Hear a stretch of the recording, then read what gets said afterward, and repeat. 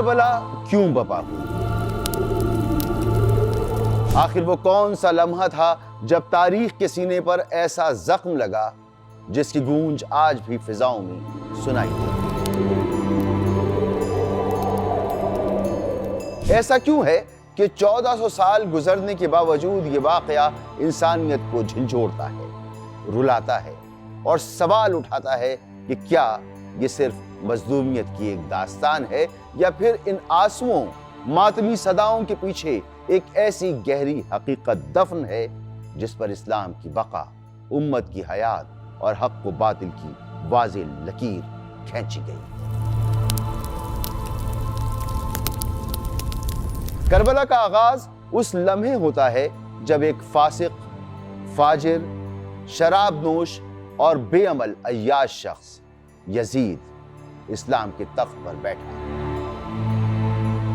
دین کا چہرہ بگاڑنے کی سازش منظم انداز میں شروع ہو چکی تھی اور سچائی کو خاموش کروانے کے لیے طاقت، دربار اور زر استعمال ہونے لگا تھا۔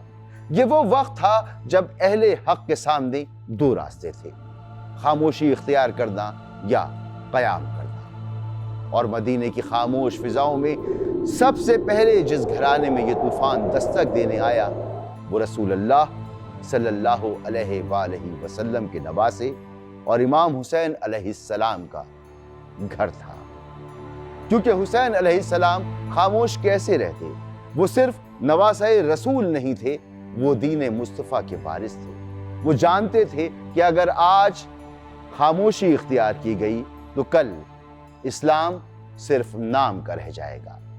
اس لیے وہ اٹھے تاکہ دنیا کو بتا سکیں کہ خلافت عیش کا تخت نہیں، قربانی کا میدان ہے۔ اور جب دین کو یزید کی تلوار چھونے لگے تو حسینی خون بولتا ہے، حسین کا قیام تاریخ کا رخ موڑ دیتا ہے۔ کوفہ کا گورنر مغیرہ بن شیبہ وہ پہلا شخص تھا جو امیر معاویہ کو اس بات پر قائل کرنے میں کامیاب ہوا کہ اپنی زندگی میں ہی یزید کی ولی عہدی کا اعلان کریں۔ بعد ازاں خود مغیرہ نے ہی امیر معاویہ کے اشارے پر سیاسی راستے ہموار کرنے کا آغاز کیا اور جلد ہی شام اور عراق کی راہیں یزید کے لیے سازگار بنا دی گئیں۔ امیر معاویہ نے اپنی زندگی میں ہی کوشش کی کہ اہل مدینہ کو یزید کے بیعت پر آمادہ کر لیں، مگر وہ اس میں کامیاب نہ ہو سکے۔ اپنی وفات سے قبل امیر معاویہ نے یزید کو وصیت کرتے ہوئے کہا تھا کہ مجھے اس خلافت کے مسئلے میں بس قریش کے 4 آدمیوں سے رکاوٹ کا اندیشہ ہے: حسین بن علی علیہ السلام، عبداللہ بن عمر رضی اللہ، عبداللہ بن زبیر رضی اللہ اور عبد الرحمن بن ابی بکر رضی اللہ۔ ماہ رجب 60 ہجری 680 عیسوی امیر معاویہ کی وفات ہوئی اور یزید تخت خلافت پر برجمان ہوا۔ اقتدار، دولت، عیش و عشرت سب کچھ یزید کے قدموں میں تھا، مگر اس تمام جاہ و جلال کے بیچ ایک خیال ایسا تھا جو یزید کے دل و دماغ میں کانٹے کی طرح چبھتا تھا۔ وہ ان چند افراد کا انکار تھا جنہوں نے یزید کی بیعت سے صاف انکار کر دیا تھا، اور ان میں سب سے بلند نام، سب سے مؤثر آواز حسین ابن علی علیہ السلام کی تھی۔ اس وقت مدینہ میں ولید بن عتبہ، مکہ میں یحییٰ بن حکیم، کوفہ میں نعمان بن بشیر اور بصرہ میں عبید اللہ بن زیاد گورنر تھا۔ یزید جیسے ہی تخت سلطنت پر بیٹھا، اس نے پہلا قدم سیاست کا نہیں، سازش کا اٹھایا۔ اسے معلوم تھا کہ اگر اس کی حکومت کو جڑ سے مضبوط کرنا ہے تو سب سے پہلے مدینہ پر کنٹرول حاصل کرنا ہوگا۔ چنانچہ اس نے فوراً اپنے چچزاد بھائی ولید بن عتبہ کو خط لکھا۔ خط بظاہر سادہ تھا، صرف معاویہ کی وفات کی اطلاع پر مشتمل، وہی رسمی اور تعزیتی الفاظ جیسے ایسے مواقع پر لکھے جاتے ہیں، مگر یہ خط اکیلا نہ تھا۔ اس کے ساتھ ایک اور چھوٹا سا پرچہ بھی ولید کو دیا گیا، مختصر مگر زہریلا، خاموش لیکن فیصلہ کن، جس کا مضمون یہ تھا کہ حسین ابن علی علیہ السلام، عبداللہ بن عمر رضی اللہ اور عبداللہ بن زبیر رضی اللہ کو بیعت پر سختی سے مجبور کرو اور بیعت لیے بغیر انہیں ذرا بھی موقع نہ دو۔ والسلام۔ یہ حکم یزید کی فطرت، اس کے خوف اور اس کی سوچ کی عکاسی کرتا تھا، مگر اسے یہ اندازہ نہ تھا کہ جس حسین علیہ السلام کو وہ بیعت پر مجبور کرنا چاہتا ہے وہ صرف مدینہ یا مکہ کا باسی نہیں بلکہ حق اور باطل کے درمیان ایک لکیر کھینچنے والا ہے۔ یزید کا حکم اگرچہ واضح اور سخت تھا کہ حسین علیہ السلام کو بیعت پر مجبور کیا جائے اور اگر وہ انکار کریں تو مہلت نہ دی جائے، لیکن یہ فیصلہ ولید جیسے شخص کے لیے آسان نہ تھا۔ وہ امام حسین علیہ السلام کی عظمت اور شخصیت سے واقف تھا۔ ولید نے مروان بن حکم سے مشورہ کیا۔ مروان سیاسی چالوں کا پرانا کھلاڑی تھا، موقع کو فوراً بھانپ گیا۔ اس نے ولید کو مشورہ دیا، عبداللہ بن عمر رضی اللہ اور عبد الرحمن بن ابی بکر رضی اللہ کی فکر چھوڑ دو، وہ خلافت کے امیدوار نہیں ہوں گے۔ اصل خطرہ ہے حسین بن علی علیہ السلام اور عبداللہ بن زبیر رضی اللہ سے۔ ان دونوں کو ابھی کے ابھی پابند کر دو۔ پھر اس نے نہایت خطرناک مشورہ دیا، انہیں فوراً بلاؤ اور یزید کی بیعت کا مطالبہ کرو، اس سے پہلے کہ معاویہ کی وفات کی خبر مدینے میں پھیل جائے۔ اگر وہ بیعت نہ کرے تو قتل کر دو۔ یہ لمحہ ایک فیصلہ کن موڑ تھا۔ مدینے کی فضاؤں میں سازش کی خاموش گونج سنائی دینے لگی تھی۔ ولید کو اچھی طرح اندازہ تھا کہ مروان کے مشورے پر عمل کرنا آسان نہیں۔ اس کشمکش میں ولید نے فوری طور پر ایک کم سن نوجوان کو مسجد نبوی بھیجا، جہاں اس وقت امام حسین علیہ السلام اور عبداللہ بن زبیر رضی اللہ موجود تھے۔ پیغام سادہ تھا مگر گھمبیر۔ امیر نے آپ کو بلایا ہے۔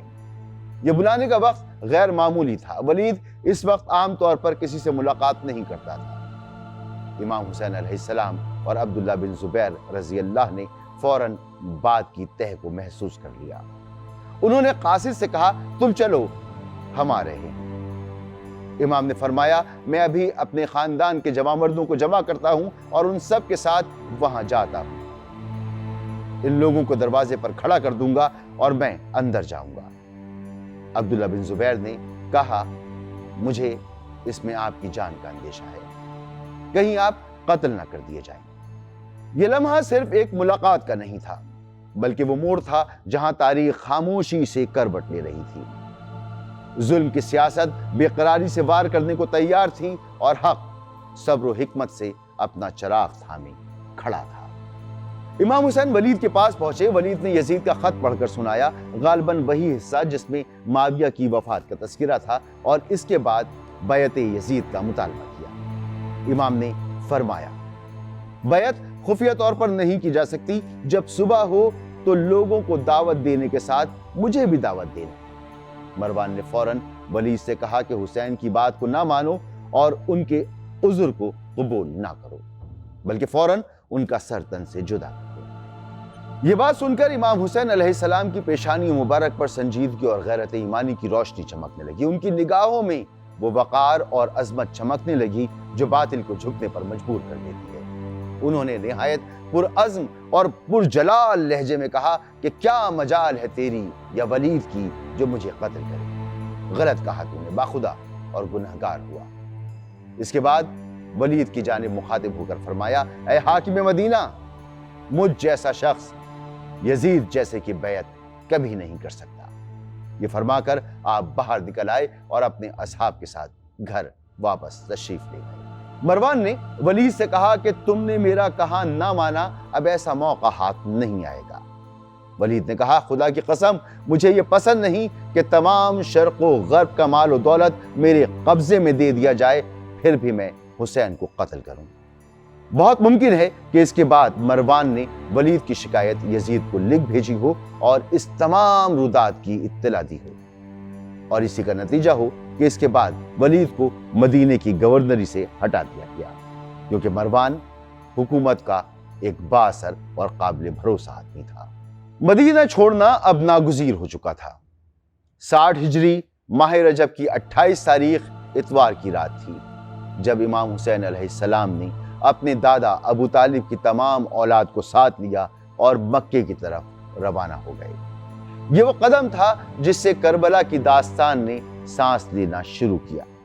یہ وہ سفر تھا جو بظاہر مکے کی طرف تھا، مگر حقیقت میں وہ سفر تھا جو رہتی دنیا تک حق، قربانی اور اصولوں کی پہچان بننے والا تھا۔ امام حسین علیہ السلام نے 28 رجب 60 ہجری کو مدینہ منورہ چھوڑا اور 5 دن کے طویل اور پرتھکن سفر کے بعد 3 شعبان 60 ہجری کو مکہ مکرمہ پہنچے۔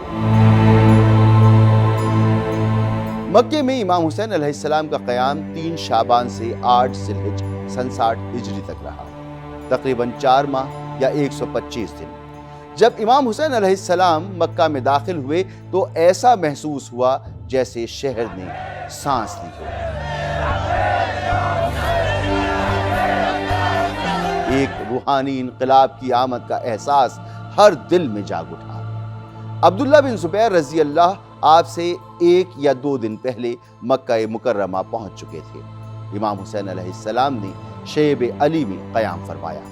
لوگ جوق در جوق آپ کی خدمت میں حاضر ہونے لگے۔ ان میں مکہ کے رہائشی بھی تھے اور وہ بھی جو حج اور عمرہ کی نیت سے دور دراز علاقے سے آئے ہوئے تھے۔ کوئی سوال کرتا، کوئی روایت سنتا، کوئی آپ کے جملے لکھتا۔ امام حسین علیہ السلام نے خانہ خدا کے سائے میں بیٹھ کر لوگوں کو وہ اسلام سکھایا جو نانا محمد مصطفیٰ صلی اللہ علیہ وآلہ وسلم کا سچا دین تھا، نہ کہ وہ جسے یزید نے اقتدار کے تخت پر بیٹھ کر مسخ کر دیا تھا۔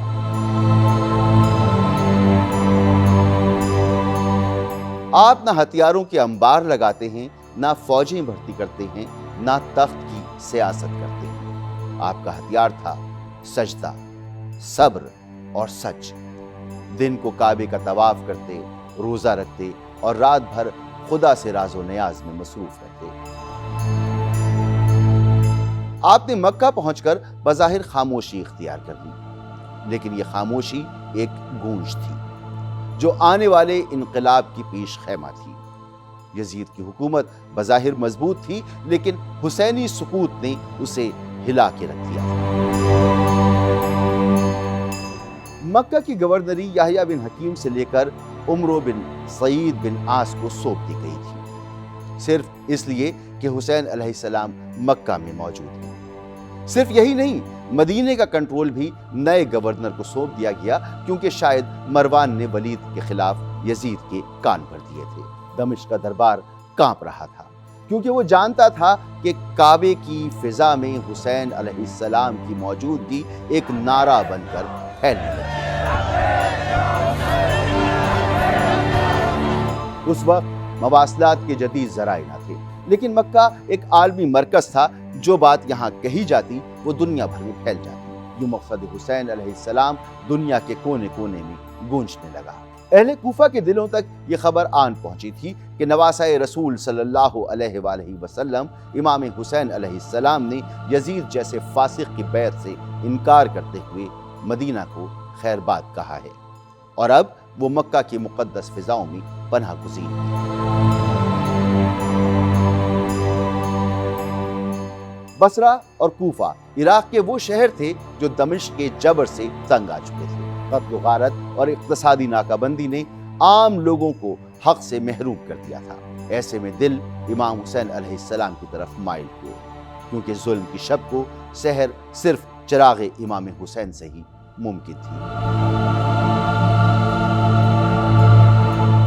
اس دور میں کوفہ کا حاکم نسبتاً نرم خو تھا، اس لیے وہاں حکومت مخالف خفیہ اجتماعات ممکن ہو سکے۔ یہی وجہ بنی کہ اہل کوفہ نے ایک خفیہ مشورے میں یہ طے کیا کہ امام حسین علیہ السلام کو دعوت دی جائے، جبکہ بصرہ کی فضاؤں میں تشدد اور سختی کا ایسا سایہ تھا کہ وہاں کوئی ایسی کوشش آسان نہ تھی۔ وہ کوفہ جس کے دل میں اہل بیت علیہ السلام کی محبت تھی، جس کی گلیوں میں علی علیہ السلام کے قدموں کی خوشبو تھی، وہاں کے مخلصین نے سلیمان بن سرد خزائی کے گھر میں جمع ہو کر ایک عہد کیا۔ مشورے کے بعد امام حسین علیہ السلام کو خط لکھے۔ یہ خط رمضان کی 10 تاریخ کو امام تک پہنچا دیے گئے۔ کوفہ سے جو ابتدائی خطوط بھیجے گئے تھے، ان کے فوری بعد خطوط کا ایک سلسلہ شروع ہو گیا۔ مورخین لکھتے ہیں کہ کوفے سے امام حسین علیہ السلام کے نام 12,000 سے زیادہ خطوط بھیجے گئے۔ یہ تعداد خود ہی گواہی دیتی ہے کہ ظلم اور جبر سے تنگ آ چکے لوگوں کو اب صرف ایک ہی قیادت پر یقین تھا، اور وہ تھے امام حسین ابن علی علیہ السلام۔ یہ ظلم اور جبر کے خلاف ایک اجتماعی آواز تھی۔ ان میں صرف وہ لوگ شامل نہ تھے جو محبان علی علیہ السلام تھے، بلکہ وہ بھی تھے جو بنو امیہ کی حکومت سے نالاں تھے۔ مگر وقت نے ثابت کیا کہ ہر دل ایک سا نہیں ہوتا۔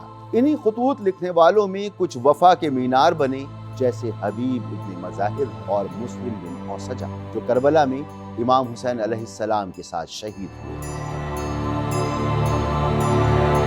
اور کچھ تاریخ کی سیاہی میں ڈوب گئے، شبز بن ربی اور حجار بن اجیر، جن کے ہاتھ میں پہلے قلم تھا لیکن بعد میں وہ تلوار اٹھائے قاتلان حسین کی صف میں کھڑے تھے۔ امام حسین علیہ السلام کے لیے اہل کوفہ کی پرخلوص درخواست کو رد کرنا مناسب نہ تھا۔ آپ نے اپنے چچا زاد بھائی مسلم بن عقیل کو حالات کا جائزہ لینے کے لیے کوفہ روانہ فرمایا۔ مسلم علیہ السلام 15 رمضان کو مکہ سے نکلے اور مدینہ منورہ آ کر سب سے پہلے مسجد نبوی میں نماز پڑھی، پھر اپنے خاندان سے رخصت ہوئے اور طویل اور تھکا دینے والے 20 دنوں کے سفر کے بعد 5 شوال کو کوفہ کی سرزمین پر قدم رکھا۔ مختار بن ابو عبیدہ ثقفی کے گھر میں قیام پذیر ہوئے۔ اہل کوفہ کو مسلم بن عقیل کے آنے کی اطلاع ملی تو لوگ مختار کے گھر پر ملاقات کے لیے جمع ہونے لگے۔ مسلم نے آنے والوں کے سامنے امام حسین علیہ السلام کا خط پڑھ کر سنایا۔ لوگوں نے انتہائی جوش اور جذبے سے اس خط کو سنا اور 18,000 افراد نے مسلم بن عقیل کی بیعت کر لی۔ 18,000 کی بیعت سے مسلم بن عقیل کو اپنے فرض میں کامیابی کی صورت نظر آئی تو انہوں نے امام حسین علیہ السلام سے یہ درخواست کی کہ خط پہنچتے ہی آپ کوفہ کی طرف روانہ ہو جائیں، کوفہ آپ کا منتظر ہے۔ حضرت امام حسین علیہ السلام کو مسلم کا خط پہنچ گیا۔ یہ خط جناب مسلم نے اپنی شہادت سے 27 دن پہلے 12 ذیقات کو لکھا تھا۔ اس خط کے پہنچنے کے بعد امام حسین علیہ السلام کے لیے کوفہ کا سفر اختیار کرنا ضروری ہو گیا تھا، لیکن عام حالات میں اتنی جلدی کی ضرورت نہ ہوتی کہ آپ حج کے ایام قریب ہونے کے باوجود حج کو ترک فرما دیں۔ یہ فیصلہ کسی معمولی سبب کا نتیجہ نہیں تھا، بلکہ ایک سنگین اور ہنگامی صورتحال کی گواہی دیتا تھا۔ آپ نے حج کو عمرہ سے بدل کر 8 ذی الحجہ کو مکہ معظمہ سے روانگی اختیار فرمائی۔ بظاہر لوگوں پر اس تبدیلی کی وجہ واضح نہ تھی، لیکن امام حسین علیہ السلام پر حقیقت آشکار ہو چکی تھی۔ انہیں خبر مل چکی تھی کہ یزید کے بھیجے گئے 30 قاتل حاجیوں کا روپ دھارے مکہ پہنچ چکے ہیں اور کسی بھی لمحے حرم کی حرمت پامال کر کے آپ کی جان لینے کا منصوبہ رکھتے ہیں۔ دوسری طرف کوفہ میں یہ خبر گرم تھی کہ حسین ابن علی بہت جلد تشریف لانے والے ہیں۔ شہر کی فضا میں ایک خاص جوش و ولولہ تھا، گلیوں، بازاروں اور گھروں میں یہی چرچا تھا، لیکن اسی کوفہ کی فضاؤں میں ایک سیاہ سایہ بھی موجود تھا، وہ گروہ جو اموی حکومت کا خیر خواہ تھا اور ہر اس آواز کو کچلنے پر تلا تھا جو ظلم کے خلاف اٹھتی۔ کوفہ کے والی نعمان بن بشیر کو جب مسلم کے آنے اور بیعت لینے کی خبر ملی تو اس نے منبر سے خطبہ دیا اور کہا کہ اے خدا کے بندوں، تقوی اختیار کرو اور فتنہ و فساد کا سبب نہ ہو، ورنہ خوریزی ہوگی، لوگ قتل ہوں گے اور اموال ضائع ہوں گے۔ اگر کوئی مجھ سے جنگ نہیں کرے گا تو میں بھی اس سے جنگ نہیں کروں گا، تمہیں ایک دوسرے کے خلاف قتال پر آمادہ نہیں کروں گا، اور صرف کسی کے تہمت لگانے سے مواخذہ بھی نہیں کروں گا۔ والی کوفہ کے خطبے کے بعد حکومت دمشق کے ایک خیر خواہ عبداللہ بن مسلم نے فوری طور پر یزید کو خط لکھا کہ مسلم بن عقیل حسین کے نمائندے بن کر کوفہ میں وارد ہو چکے اور لوگوں نے بڑے جوش و جذبے سے ان کی بیعت کی ہے۔ اگر آپ کوفہ کو اپنے تصرف میں رکھنا چاہتے ہیں تو ایک طاقتور اور باہمت شخص کو یہاں کا حاکم بنائیں جو آپ کے احکامات کو اس علاقے میں نافذ کرے اور آپ کے دشمنوں سے خود آپ کی طرح نمٹ سکے۔ موجودہ حاکم نعمان بن بشیر یا تو کمزور انسان ہے یا اپنے آپ کو کمزور ظاہر کرتا ہے، وہ اس منصب کے لیے نااہل ہے۔ اس شخص کے علاوہ دوسرے لوگوں نے بھی خطوط لکھے۔ یزید ان خطوط سے پریشان ہوا اور عراق کی صورتحال کو اثر نو قابو میں کرنے کی تدبیریں سوچنے لگا۔ اس نے اپنے باپ کے ایک رازدار مشیر سر جان بن منصور رومی سے مشورہ کیا۔ اس مشورے کے بعد کوفہ میں ظلم کی ایک نئی داستان رقم کی گئی۔ یزید اور ابن زیاد کے مظالم کا ایک ایسا سلسلہ شروع ہوا جو رہتی دنیا تک بھلایا نہیں جا سکے۔ کوفہ میں لوگ امام حسین علیہ السلام کے نمائندے کے گرد جمع ہو رہے ہیں۔ یہ خبر یزید کے تخت کے لیے خطرہ تھی۔ وہ فوراً بلاتا ہے سر جان بن منصور رومی کو، باپ کا پرانا مشیر، جو سیاست کو شطرنج کی چالوں کی طرح دیکھتا تھا۔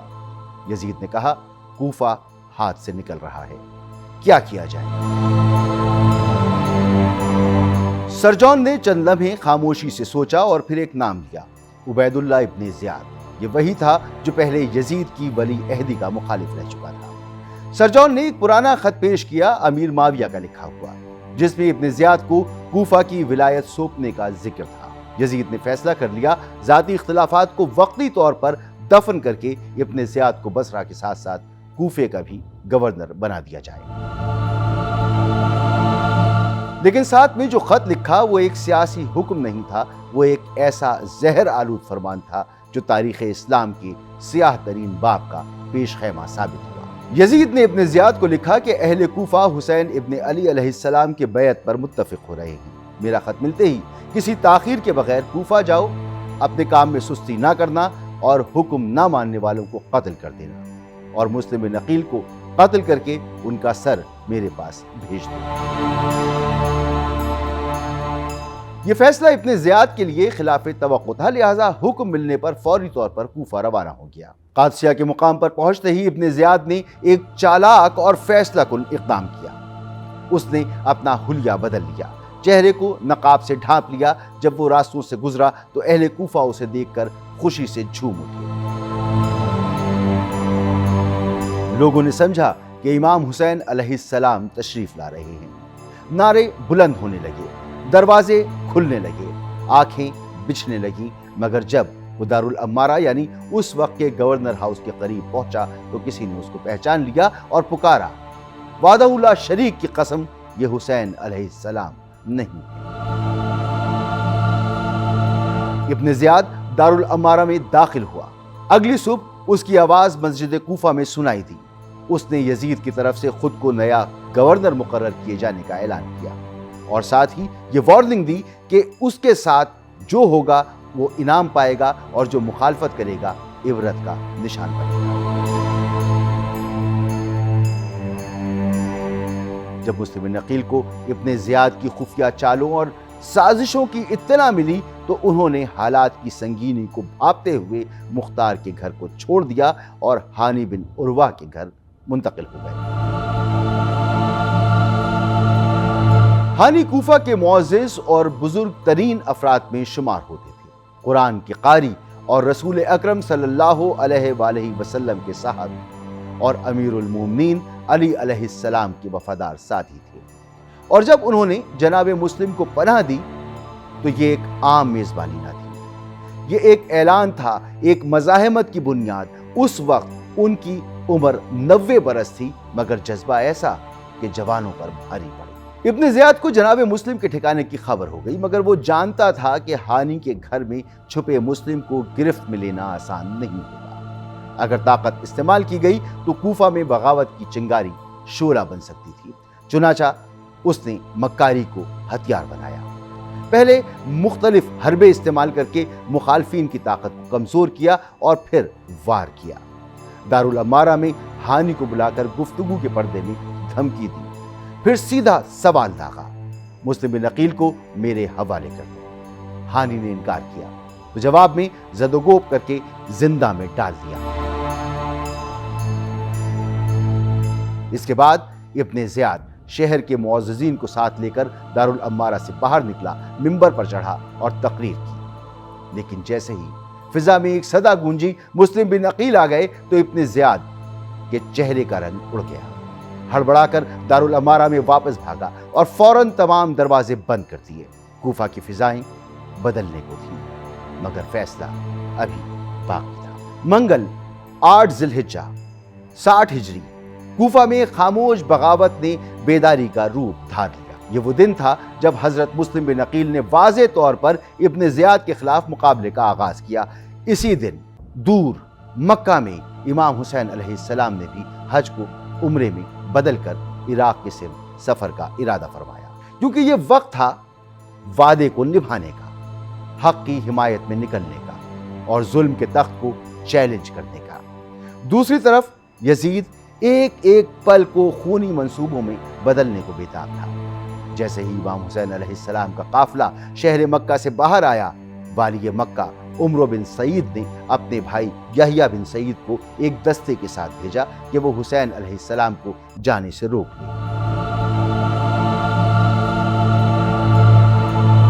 وہ لوگ آئے اور آپ سے کہا کہ واپس پلٹیں۔ امام حسین علیہ السلام نے انکار کرتے ہوئے سفر کو جاری رکھا۔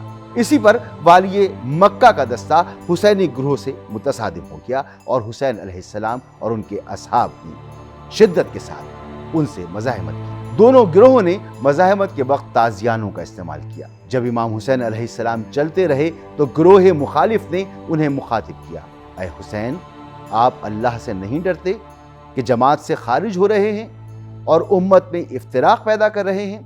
آپ نے جواب میں آیت کی تلاوت فرمائی، میرا عمل میرے لیے ہے اور تمہارا عمل تمہارے لیے، میں جو کر رہا ہوں اس سے تم آزاد ہو اور تم جو کچھ کر رہے ہو اس سے میں بری ہوں۔ ادھر کوفہ کی گلیوں میں اسی دن جناب مسلم بن عقیل ابن زیاد کے لشکر کے سامنے سینہ سپر تھے۔ جناب مسلم بن عقیل کو ہانی بن عروہ کی گرفتاری اور قید کی خبر ملی تو صبر کا دامن چھوڑا نہیں، لیکن حق کا پرچم ضرور بلند کر دیا۔ انہوں نے وفادار قبائل اور باوفا ساتھیوں کو ساتھ لیا اور دارالامارہ کی طرف پیش قدمی کی۔ کچھ ہی دیر میں مسجد کوفہ اور بازار وفاداروں سے چھلکنے لگے۔ فضا لبیک یا حسین علیہ السلام کی صداؤں سے گونج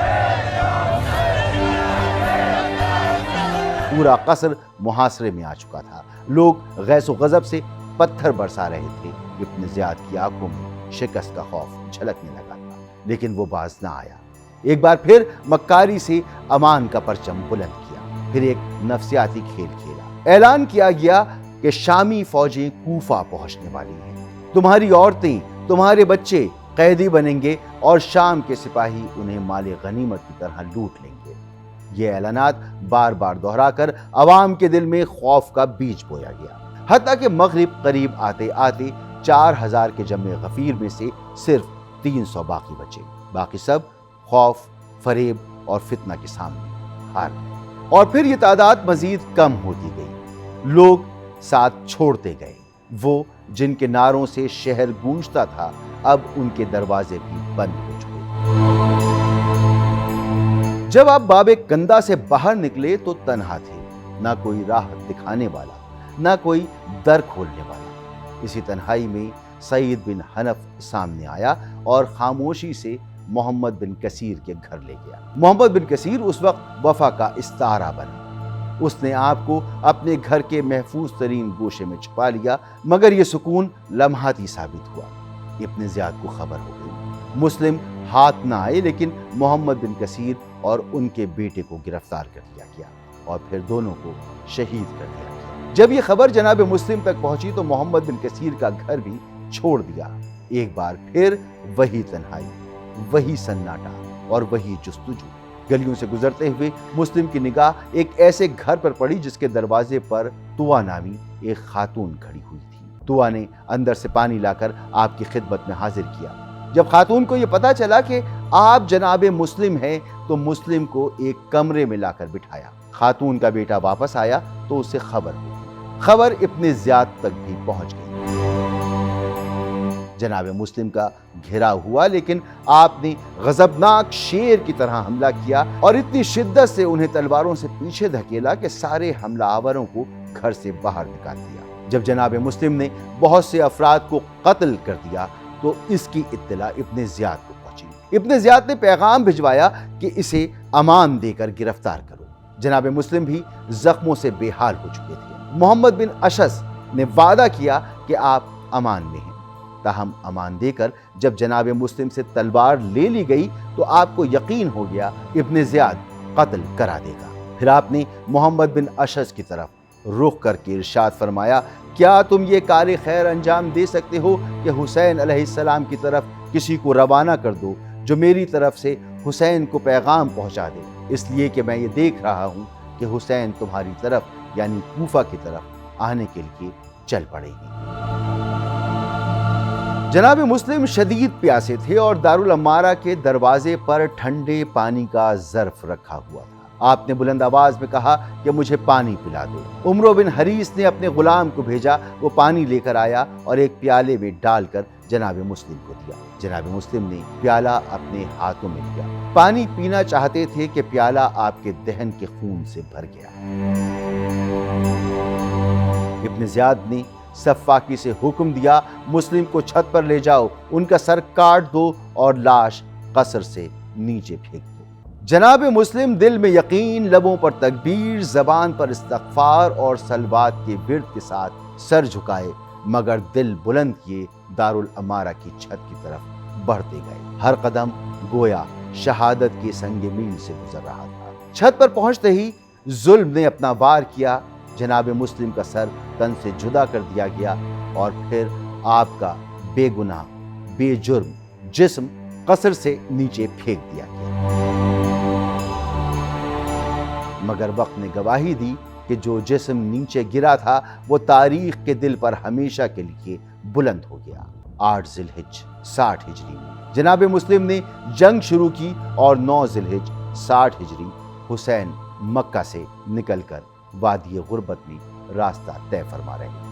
مکہ کے قیام کے دوران آپ کے پاس حجاز اور بصرہ کے چند افراد جمع ہو گئے تھے۔ یہ آپ کے اہل خاندان اور موالیوں کے علاوہ تھے، ایک جمع غفیر، ایک انبوہ کثیر۔ کچھ لوگ سلطنت کی امید میں ساتھ ہوئے، کچھ دلوں میں محبت اور عقیدت کے چراغ لے کر امام حسین علیہ السلام کے قافلے میں شامل ہوئے۔ کاروان وفا کوفہ کی سمت رواں ہو چکا تھا، مگر کوفہ اب وہ کوفہ نہ رہا۔ ہوا کا رخ بدل چکا تھا اور وفا کی جگہ خوف نے لے لی تھی۔ ابن زیاد نے یزید کو ایک خط روانہ کیا۔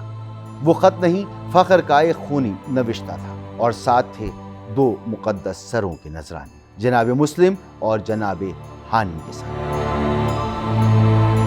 جناب مسلم اور جناب ہانی کے سر دمشق پہنچنے پر یزید نے ان سروں کو شہر کے دروازے پر لٹکانے کا حکم دیا تاکہ اقتدار کے نشے میں یہ ظلم کا جشن سب دیکھیں۔ اور ادھر کوفہ میں درندہ صفت ابن زیاد نے حکم دیا کہ ان دونوں شہیدوں کے پاؤں میں رسی باندھ کر انہیں بازاروں میں گھسیٹا جائے اور پھر ان کے جسموں کو دار پر لٹکا دیا جائے۔ یہ پہلا موقع تھا جب بنی ہاشم کا کوئی سر دمشق بھیجا گیا اور پہلا موقع تھا جب کسی ہاشمی کا جسم دار پر آویزاں کیا گیا۔ یزید نے اس خط کے جواب میں یہ تحریر کیا، تم ویسے ہی ہو جیسا میں چاہتا تھا۔ مجھے یہ اطلاع دی گئی ہے کہ حسین علیہ السلام عراق کی طرف چل پڑے گی۔ تم مسلح افراد اور نظر رکھنے والے جاسوسوں کو رستے پر معین کر دو اور جس کے متعلق بھی کوئی بدگمانی یا شبہ ہو اسے گرفتار کر لو یا قتل کر دو۔ اس کے بعد کوفہ میں سخت گیری اپنی انتہاؤں کو چھونے لگی۔ جیل خانے قیدیوں سے بھر گئے، ہر گلی نگرانی میں تھی، ہر دروازہ مشکوک ہو گیا، ہر سایہ خوف بن گیا۔ کوفہ کے داخلی و خارجی رستوں پر پہرے سخت کر دیے گئے اور ادھر امام حسین علیہ السلام خانوادہ رسالت کے چراغوں کے ساتھ کوفے کی طرف رواں دواں تھے۔ کربلا اب بپا ہونے والی تھی۔ مکہ سے کربلا صرف ایک سفر نہیں تھا بلکہ ایک پیغام تھا جو ہر دور کے یزید کے نام تھا۔ مکہ مکرمہ سے کربلا کا فاصلہ آج کے جدید دور میں تقریباً 1781 کلومیٹر ہے۔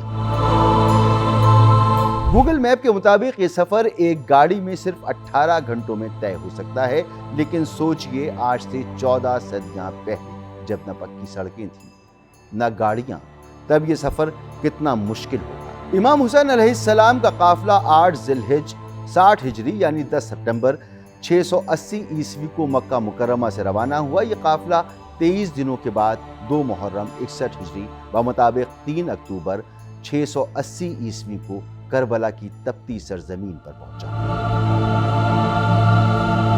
اس سفر کے دوران امام حسین علیہ السلام نے کئی مقامات پر قیام کیا۔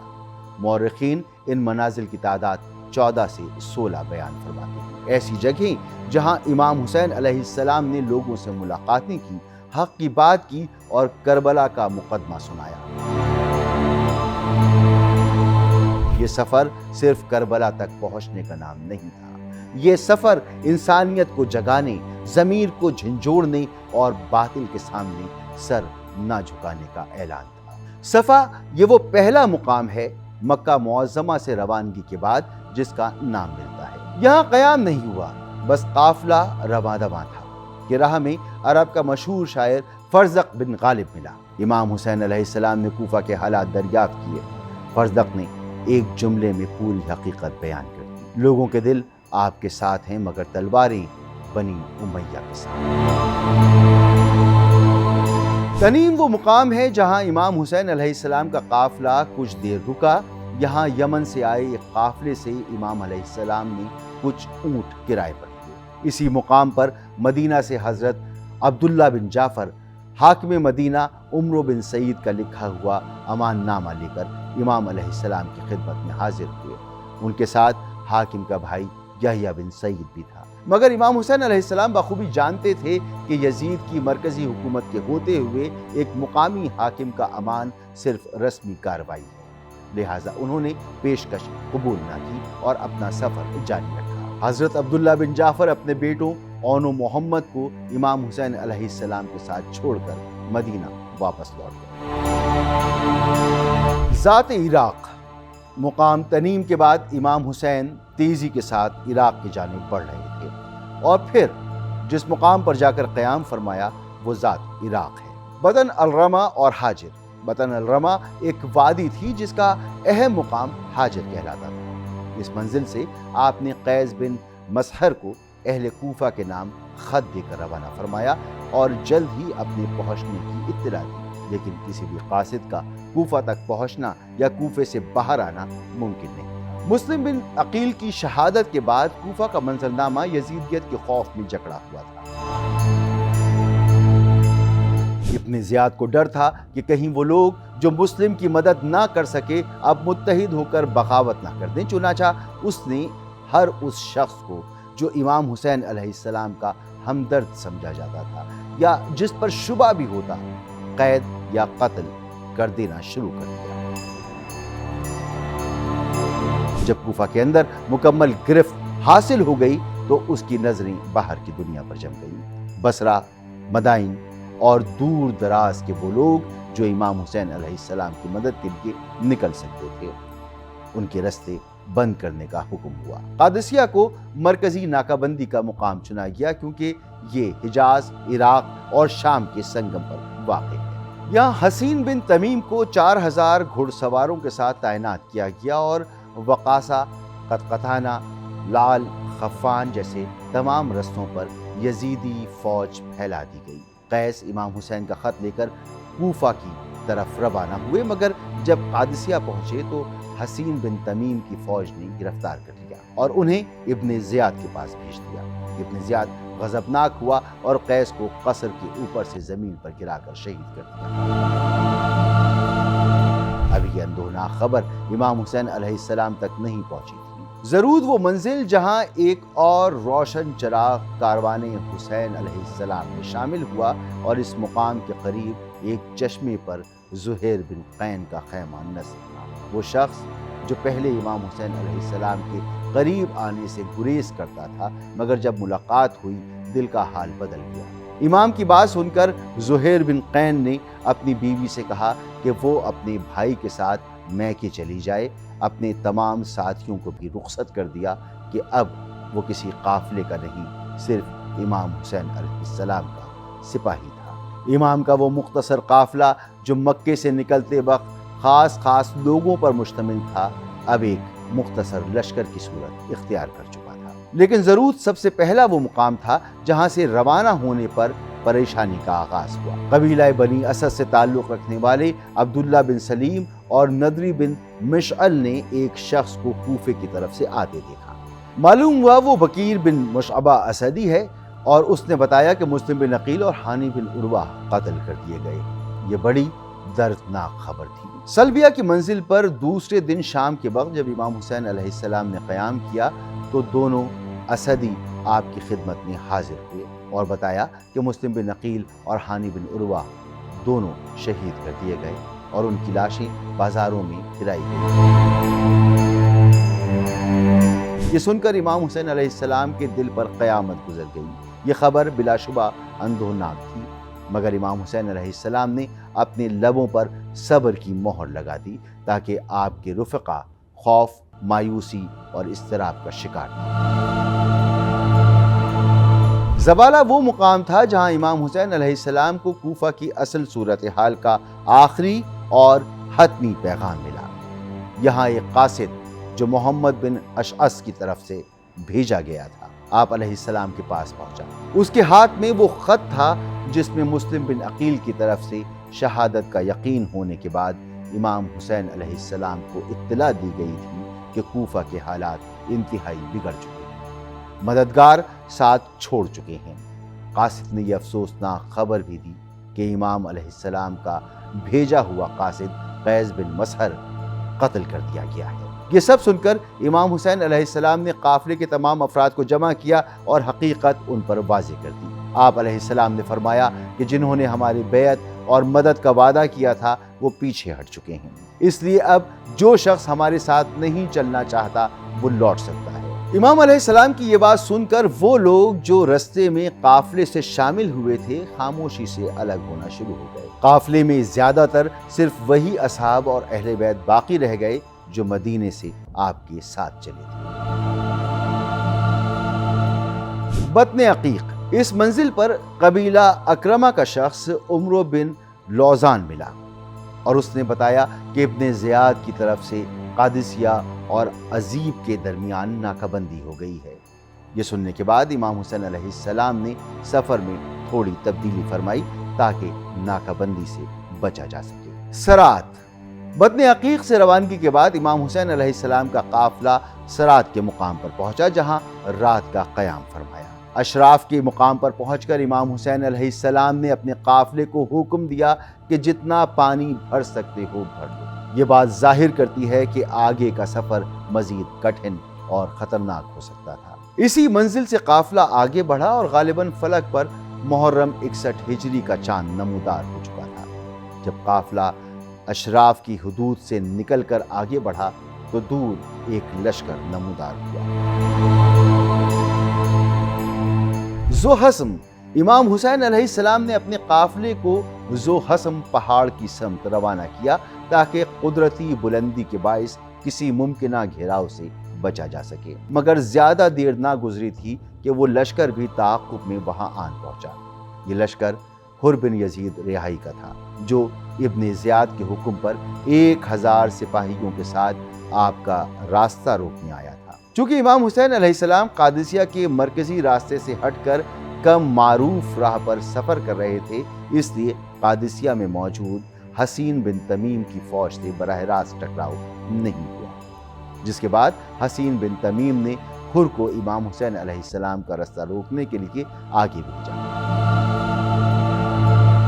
اس مقام پر امام حسین علیہ السلام کی ملاقات حر اور اس کے 1000 سپاہیوں سے ہوئی جو پیاسے تھے۔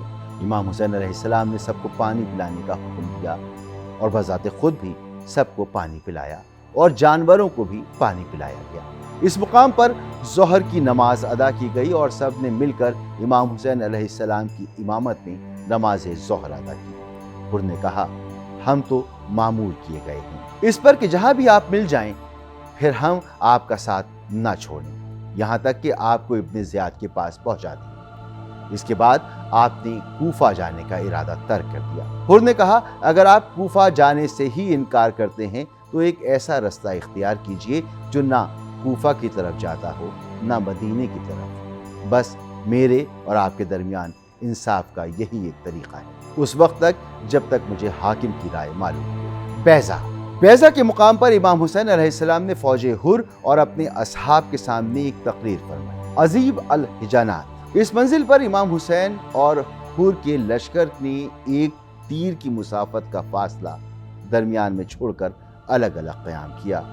اسی اثنا میں کوفہ کے 5 آدمی امام حسین علیہ السلام سے آ ملے۔ قصر بنی مقاتل حضیب الحجانات سے امام حسین علیہ السلام کوفہ کے رستے کو چھوڑ کر دائیں ہاتھ کی سمت روانہ ہوئے، یہاں تک کہ قصر بنی مقاتل پہنچے۔ یہاں پہنچ کر آپ نے اور حر نے قیام کیا۔ نینوا، اس مقام پر حر کو ابن زیاد کا خط ملا، جس میں اس نے لکھا تھا کہ امام حسین علیہ السلام جہاں ہیں انہیں وہیں روک لو اور انہیں ایسی جگہ اترنے پر مجبور کر دو جہاں پانی اور ہریالی نہ ہو۔ حر نے امام حسین علیہ السلام کو ابن زیاد کے خط سے آگاہ کیا۔ امام حسین علیہ السلام نے فرمایا، ہم اپنی مرضی سے نینوا میں خیمہ زن ہوں گے، جس پر حر نے کہا کہ ابن زیاد کے جاسوس ہر چیز کی نگرانی کر رہے ہیں، لہٰذا میں آپ کو ایسا نہیں کرنے دے سکتا۔ کربلا، امام ذرا بائیں طرف مڑ کر تھوڑا سا چلے تھے کہ حر نے سامنے آ کر رستہ روک دیا اور کہا کہ بس یہیں اتر جائیے، فرات یہاں سے دور نہیں۔ امام علیہ السلام نے نام پوچھا، یہ کون سی جگہ ہے؟ تو جواب ملا، کربلا۔ فرمایا، اچھا کربلا کی یہی منزل ہے؟ یہ کہہ کر گھوڑے سے اتر پڑے۔ امام حسین علیہ السلام کے حکم پر کربلا کے میدان میں خیمے کاٹ دیے گئے۔ جہاں خیمے لگے وہیں تاریخ نے آنکھوں سے خون بہانا شروع کیا۔ کربلا فقط محض ایک مقام نہیں، یہ صدیوں پر محیط آہوں کا کرب ہے جو ہر دل میں ماتم بن کر بستا ہے۔ 2 محرم کو امام حسین علیہ السلام کا قافلہ کربلا کی بے آب و گیا سرزمین پر آ چکا ہے۔ جلتی ریت پر خیمے گاڑ دیے گئے ہیں۔ ایک طرف حق ہے، دوسری طرف باطل۔ اسلام کی سربلندی کے لیے کربلا برپا ہو چکی ہے۔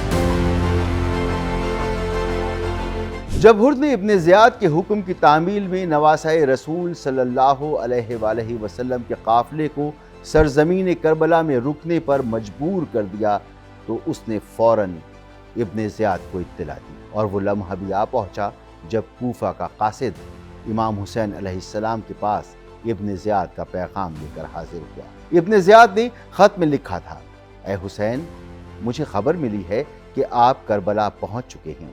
امیر یزید نے حکم دیا ہے کہ آپ یا تو میرے اور یزید کے حکم کو تسلیم کریں، ورنہ میں آپ کو اللہ کے حضور روانہ کر دوں۔ یہ خط نہیں، غرور کی سیاہی سے لکھا ہوا زہر آلود فرمان تھا جو حق کو چیلنج کر رہا تھا۔ امام علیہ السلام نے فرمایا، وہ لوگ کبھی کامیاب نہیں ہوتے جو خالق کو ناراض کر کے مخلوق کی خوشنودی خریدتے ہیں۔ ابن زیاد کے قاصد نے کہا کہ امیر کے خط کے جواب میں آپ کیا فرماتے ہیں؟ آپ نے فرمایا کہ میرے پاس اس کا کوئی جواب نہیں ہے، اس لیے کہ وہ تو کلمہ عذاب کا مستحق ہے۔ قاصد نے پلٹ کر جواب سے آگاہ کیا، جس پر ابن زیاد غضبناک ہو گیا اور اس نے فیصلہ کر لیا کہ سرزمین کربلا کو لہو سے رنگین کر دے گا۔ لیکن وہ نہیں جانتا تھا کہ کربلا کا ہر قطرہ خون تاریخ کی آنکھ میں آنسو بن کر محفوظ رہے گا، جو ہر دور کو جھنجھوڑتا رہے گا۔ یہ وقت وہ تھا کہ ملک عجم میں یعنی ایران میں بغاوت نے سر اٹھایا تھا اور وسطیٰ کے مقام پر قبیلہ ویلم نے قبضہ جما لیا تھا۔ اس بغاوت کا خاتمہ کرنے کے لیے عمرو بن سعد کو 4000 فوج کا سردار بنایا گیا تھا۔ ابن زیاد نے اسے لالچ دیا کہ اگر وہ یہ مہم سر کر لے تو ایران کے مشہور علاقے رے کی حکومت اسے سونپ دی جائے گی۔ رے آج کل ایران کے دارالحکومت تہران کے بالکل جنوب میں واقع ایک قدیم تاریخی شہر ہے، جو کسی دور میں ایک اہم، آزاد اور بڑا شہر ہوا کرتا تھا۔ چنانچہ یہ فوج ایران جانے کے لیے باہر نکل بھی چکی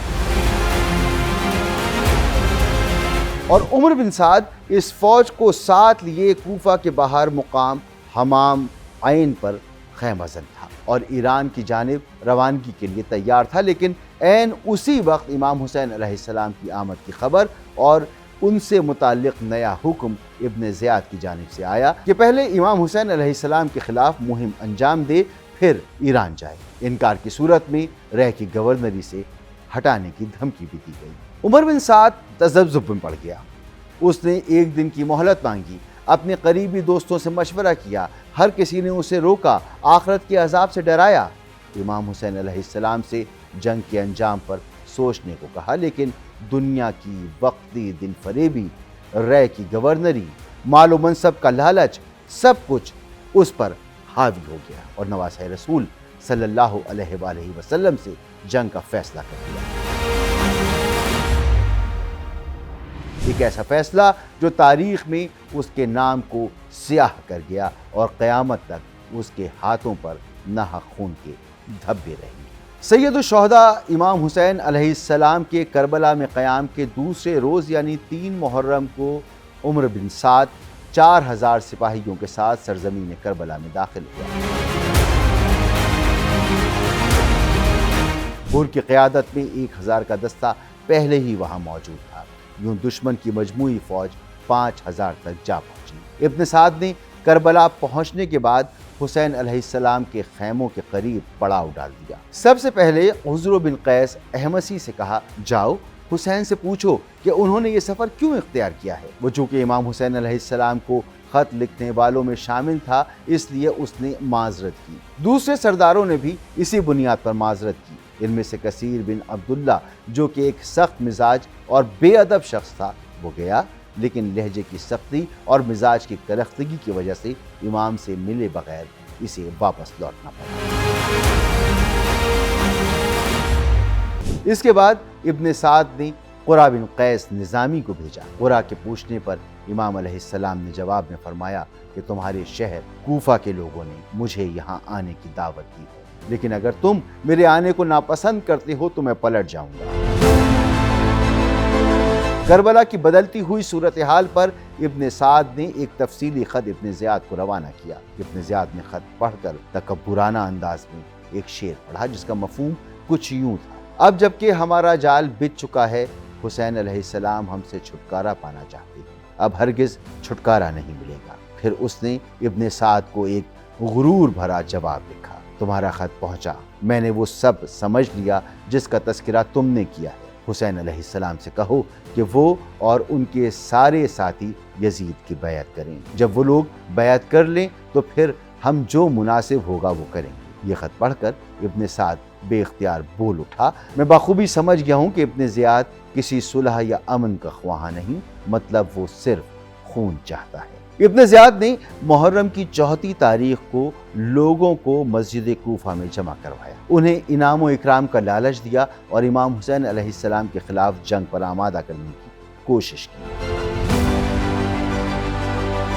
اگرچہ کربلا میں اب 5000 سپاہی تھے، حضرت امام حسین علیہ السلام اور ان کی مختصر جماعت کے لیے ظاہری حیثیت میں اتنا لشکر بہت تھا، مگر امام حسین علیہ السلام کی خاندانی شجاعت اور ان کی سچائی کی طاقت کا ابن زیاد کے دل پر اتنا روب تھا کہ وہ فوج کی زیادہ سے زیادہ مقدار کو بھی کم سمجھتا رہا۔ چنانچہ حسین بن تمیم کوتوال شہر کوفہ کی سرداری میں قادسیہ کے ناکے پر جو باقی 3000 اور بعض روایات کے مطابق 4000 فوجی تھے، وہ پوری کی پوری کربلا کی طرف فوج منتقل کر دی گئی۔ اس کے بعد کوفہ میں عام بھرتی کا اعلان کر دیا گیا اور ابن زیاد خود کوفہ سے باہر نکل کر تخلیہ میں جو کربلا کے رستے پر تھا آ کر خیمہ زن ہو گیا تاکہ اپنے سامنے افواج کا معائنہ کر کے کربلا کی جانب روانہ کرے۔ بڑے بڑے سرداران کوفہ کو مامور کیا گیا کہ وہ اپنی اپنی جماعت کے ساتھ کربلا روانہ ہوں۔ ان میں سے ہر ایک کثیر فوج کے ساتھ روانہ ہوتا تھا، ان میں سے کسی ایک کا کوئی عذر بھی سنا نہیں جاتا تھا۔ بعض اشخاص ایسے تھے کہ ابن زیاد کو اپنی صورت دکھا کر پھر کوفہ واپس پلٹ جاتے۔ جب ابن زیاد کو اس کا علم ہوا تو اس نے اپنے ایک خاص آدمی کو کچھ سواروں کے ساتھ کوفہ روانہ کیا۔ ایک ایسا ہی شخص پکڑا گیا جسے ابن زیاد نے قتل کروا دیا۔ اس واقعے سے تمام لوگوں پر دہشت طاری ہو گئی اور سب امام حسین علیہ السلام سے جنگ کے لیے نکل کھڑے۔ شمر کو 4000 سپاہیوں کے ساتھ روانہ کیا گیا، ابن رکاب کلبی کو 2000 کے ساتھ، مصائب ماری 3000 کے ساتھ، نصر بن حربہ 2000 کے ساتھ روانہ ہوا۔ اب مورخین کے اعداد و شمار کی ضرورت باقی نہیں رہتی کہ یزیدی لشکر 20000 تھا یا 30000، 35000 تھا یا 1 لاکھ۔ حقیقت یہی ہے کہ کوفہ کی ساری طاقت، سارا عسکری زور کربلا میں انڈیل دیا گیا تھا۔ اس کے بعد کربلا کی سرزمین فوجوں کی کثرت سے گویا موجیں مارنے لگی۔ روایات کے مطابق یہ لشکر ایک ساتھ نہیں پہنچے، بلکہ قافلے یک کے بعد دیگرے کربلا آتے رہے۔ ہر نیا لشکر ظلم کی تپش اور فضا کی گھٹن میں اضافہ کرتا گیا، یہاں تک کہ خیمہ گاہ حسین علیہ السلام کے اطراف تلواروں کے سائے گہرے ہوتے چلے گئے۔ دوسری جانب اگر امام حسین علیہ السلام کے قافلے اور ان کے وفادار اصحاب کی صورتحال پر نظر ڈالیں تو کوفہ میں وہ لوگ جو امام علیہ السلام سے ہمدردی رکھتے تھے یا آپ علیہ السلام کی نصرت کو اپنا دینی فریضہ سمجھتے تھے، ان کی ایک بڑی تعداد کو پہلے ہی پابند سلاسل کر لیا گیا تھا۔ اگر کوئی شخص کوفہ سے نکل کر امام حسین علیہ السلام کے قافلے کی طرف آنا چاہتا تو اسے تخلیہ میں گرفتار کر لیا جاتا تھا، جہاں ابن زیاد نے اپنا کیمپ قائم کیا ہوا تھا۔ اور اگر کوئی دوسرے رستے سے آنے کی کوشش کرتا تو قادسیہ، خفان، قطقطانہ، لال اور دیگر مقامات پر اسے روک کر قید کر دیا جاتا۔ ان تمام رکاوٹوں، خطرات، ناکہ بندیوں اور دھمکیوں کے باوجود کوفہ کے سچے محبان حسین اور فدایان وفا اپنی جان ہتھیلی پہ رکھ کر چھپتے چھپاتے غیر معروف اور پرخطر رستوں سے امام حسین علیہ السلام تک پہنچے اور اپنی جان آپ کے قدموں پر نثار کر دی۔ روایات میں آتا ہے کہ حبیب ابن مظاہر اور مسلم بن اوسجہ بھی کوفہ سے چھپ کر نکلے، دشمن کی نگاہوں سے بچتے بچاتے کربلا کی سمت رواں ہوئے۔ ایک روایت کے مطابق حبیب ابن مظاہر 6 محرم کو کربلا پہنچے۔ جب حبیب ابن مظاہر کربلا پہنچے تو امام حسین علیہ السلام نے انہیں گلے لگایا، امام مظلوم کے دل کو سکون پہنچا۔ اصحاب امام نے بھی حبیب کو خوش آمدید کہا۔ وہ لمحہ ایسا تھا جیسے کربلا کے خشک صحراؤں میں وفا کی بارش برس گئی۔ امام حسین علیہ السلام، ان کے اصحاب اقربا، حتیٰ کہ معصوم بچوں پر بھی پانی بند کرنے کا حکم دوسری محرم ہی کو صادر ہو چکا تھا، جب ابن زیاد نے حر سے کہا تھا کہ حسین علیہ السلام سے سختی سے پیش آؤ اور انہیں ایسی جگہ ٹھہرنے پر مجبور کر دو جہاں پانی نہ ہو۔ ممکن ہے حر اپنی ذات سے کوئی سختی نہ کرتا ہو، مگر وہ حکومت وقت کے خلاف کھل کر کھڑا ہونے کے لیے تیار نہ تھا، اور ویسے بھی یہ بات صرف چند دنوں کی تھی۔ اس کے بعد عمر بن سعد کربلا پہنچ گیا، مزید فوجیں آ گئیں اور حر کی حیثیت ثانوی رہ گئی، نہ اس کی آواز کی کوئی وقت رہی نہ اختیار۔ ایسے میں امام حسین علیہ السلام کے اصحاب کے لیے پانی تک پہنچنا بھی ایک خطرناک مہم بن جاتا تھا۔ ہر مرتبہ پانی لانا ایک کشمکش، ایک جنگ سے کم نہ تھا۔ ایسا صرف اسی وقت کیا جاتا جب بچوں کی پیاس حد سے بڑھ جاتی یا پوری جماعت پیاس کی شدت سے نڈھال ہو جاتی۔ روایات میں ہے کہ کئی مرتبہ اصحاب حسین علیہ السلام نے دشمن سے مسلح جھڑپ کے بعد پانی حاصل کیا۔ 7 محرم وہ خاص تاریخ ہے جب ابن زیاد کا دوسرا سخت ترین حکم عمر بن سعد کو موصول ہوا، جس کا مضمون تھا حسین اور ان کے ساتھیوں پر پانی بالکل بند کر دو، حتیٰ کہ ایک قطرہ بھی انہیں نہ پہنچنے پائے۔ عمر بن سعد نے فوراً حکم کی تعمیل میں عمرو بن حجاج زبیدی کو 500 سواروں کے ساتھ نہر پر مقرر کر دیا اور تاکید کی کہ خیام حسینی کی طرف ایک قطرہ بھی نہ جا سکے۔ لگتا تھا کہ یزیدی لشکر یہ گمان کیے بیٹھا تھا کہ جنگ کی نوبت ہی نہیں آئے گی، بلکہ پیاس کی شدت ہی کاروان حسین علیہ السلام کو جھکانے یا ختم کرنے کے لیے کافی ہوگی۔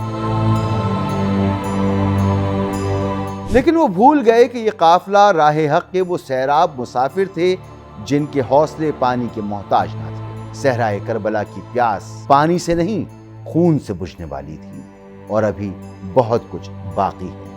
دل تھام کر سنیے گا، یہ کربلا ہے، داستان کربلا ہے، جہاں ہر قدم پر صبر کی انتہا ہے۔ اگرچہ 7ویں محرم سے پانی بند کر دیا گیا تھا، مگر حسینی جانثاروں نے اپنی شجاعت سے یہ واضح کر دیا کہ ہم چاہیں تو اب بھی تمہیں گھاٹ سے ہٹا کر پانی حاصل کر سکتے ہیں۔ چنانچہ حضرت ابو الفضل العباس کی جانب سے 7ویں کے بعد بھی دشمن پر حملہ کر کے پانی لانے کا ذکر تاریخ میں ملتا ہے، جو غالباً 8ویں شب کا واقعہ ہے۔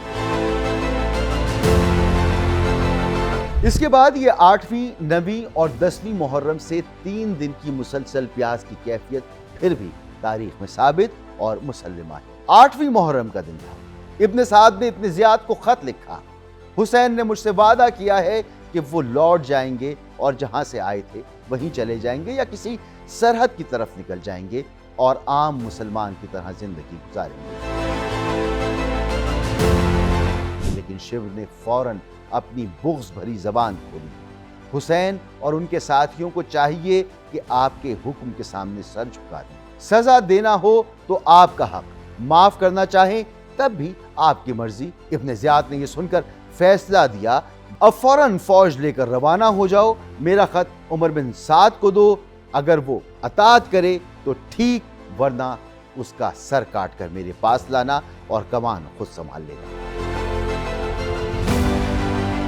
شمر 9ویں محرم کو دوپہر سے پہلے کربلا پہنچ گیا۔ ابن سعد کو جب یہ حکم ملا اس نے سرداری چھوڑنے سے انکار کر دیا اور امام حسین علیہ السلام کے خلاف جنگ کے لیے تیار ہو گیا۔ جب دشمن نے حملہ کرنے کی ٹھان لی تو امام حسین علیہ السلام نے 1 رات کی مہلت مانگی تاکہ خدا کے ساتھ راز و نیاز کریں، استغفار کریں اور اس کی بارگاہ میں نماز ادا کریں۔ شب عاشور امام نے اپنے جانثار اصحاب سے فرمایا کہ یہ رات کا وقت ہے، تم لوگ یہاں سے چلے جاؤ، دشمن صرف میرے خون کے پیاسے ہیں، وہ تمہاری طرف توجہ بھی نہیں کریں گے، میری طرف سے تم پر کوئی پابندی نہیں، لیکن کوئی ایک جانثار بھی ایسا نہیں تھا جو ڈگمگایا ہو۔ حسین علیہ السلام اور ان کے اصحاب نے شب عاشور ایسی شان سے گزاری کہ گویا یہ شب شہادت کی تیاری سے زیادہ اللہ سے وصال کی رات ہو۔ اس بابرکت رات میں حق کی روشنی نے دلوں کو بدل دیا۔ لشکر یزید کے 32 افراد اپنے باطن کی آواز پر لبیک کہتے ہوئے امام حسین علیہ السلام کے خیمے میں آ پہنچے۔ 10 محرم الحرام کی صبح کو امام حسین علیہ السلام نے اذان کی سعادت جناب علی اکبر علیہ السلام کو عطا کی۔ حضرت امام حسین علیہ السلام نے اصحاب و اقربا کے ساتھ نماز صبح باجماعت ادا کی۔ جنگ کے آغاز سے پہلے امام حسین علیہ السلام نے دشمن کی صفوں کو واضح نصیحت کی۔ بلند آواز میں فرمایا، ذرا میرے نام و نسب پر غور کرو، دیکھو میں کون ہوں، پھر اپنے گریبانوں میں جھانکو اور سوچو کیا تمہارے لیے میرا خون بہانا، میری ہتک حرمت کرنا جائز ہے؟ کیا میں تمہارے نبی کا نواسہ نہیں؟ کیا یہ حدیث تم نے نہیں سنی کہ حضرت رسول خدا صلی اللہ علیہ وآلہ وسلم نے میرے اور میرے بھائی کے بارے میں فرمایا تھا کہ یہ دونوں جوانان اہل جنت کے سردار ہیں؟ آپ نے ان افراد کو نام لے کر پکارا جنہوں نے آپ کو کوفہ بلانے کے لیے خط لکھے تھے، مگر اب یزیدی فوج میں کھڑے تھے۔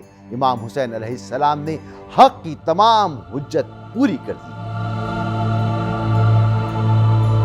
یزیدی لشکر کے افسران کو اندیشہ ہوا کہ کہیں یہ خطبہ سن کر ان کی فوج میں بغاوت نہ اٹھ کھڑی ہو۔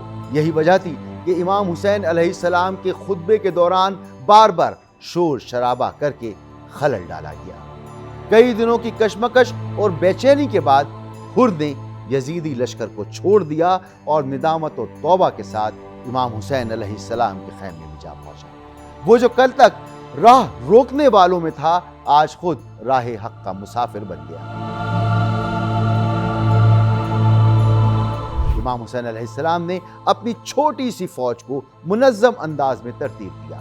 لشکر کے دائیں حصے یعنی میمنہ کی قیادت زہیر ابن قین کے سپرد کی اور بائیں حصے یعنی میسرہ کی ذمہ داری حبیب ابن مظاہر کو دی اور لشکر کا علم اپنے بھائی حضرت ابو الفضل عباس علیہ السلام کو سونپا۔ وہ علم جو وفا، بہادری، غیرت کی علامت بن کر رہتی دنیا تک بلند رہے گا۔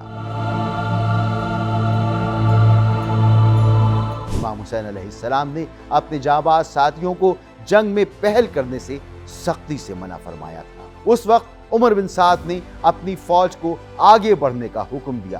اس نے پہلا تیر چلاتے ہوئے بلند آواز میں کہا، گواہ رہنا، سب سے پہلا تیر میں نے چلایا ہے۔ اس کے بعد یزیدی لشکر نے ایک ساتھ हजारों तीर बरसाए और यूं करबला की सरजमीन पर जंग का आगाज हुआ। यसार और सालिम, जो कि इब्ने ज़ियाद के गुलाम थे, मैदान में उतरे और मुबारजत का चैलेंज दिया। फिर अब्दुल्ला बिन उमैर कल्बी आगे बढ़े और सबसे पहले दुश्मन के मुकाबले में मैदान में आए। उन्होंने दोनों मुखालफीन को वासिले जहन्नुम किया, मगर खुद भी जख्मी हो गए। इस शिकस्त के बाद गुस्से में आकर उमर बिन हज्जाज, जो यजीदी लश्कर के दाएं हिस्से का कमांडर था, अपनी मजमूई कुव्वत के साथ हुसैनी जमात पर हमला आवर हुआ।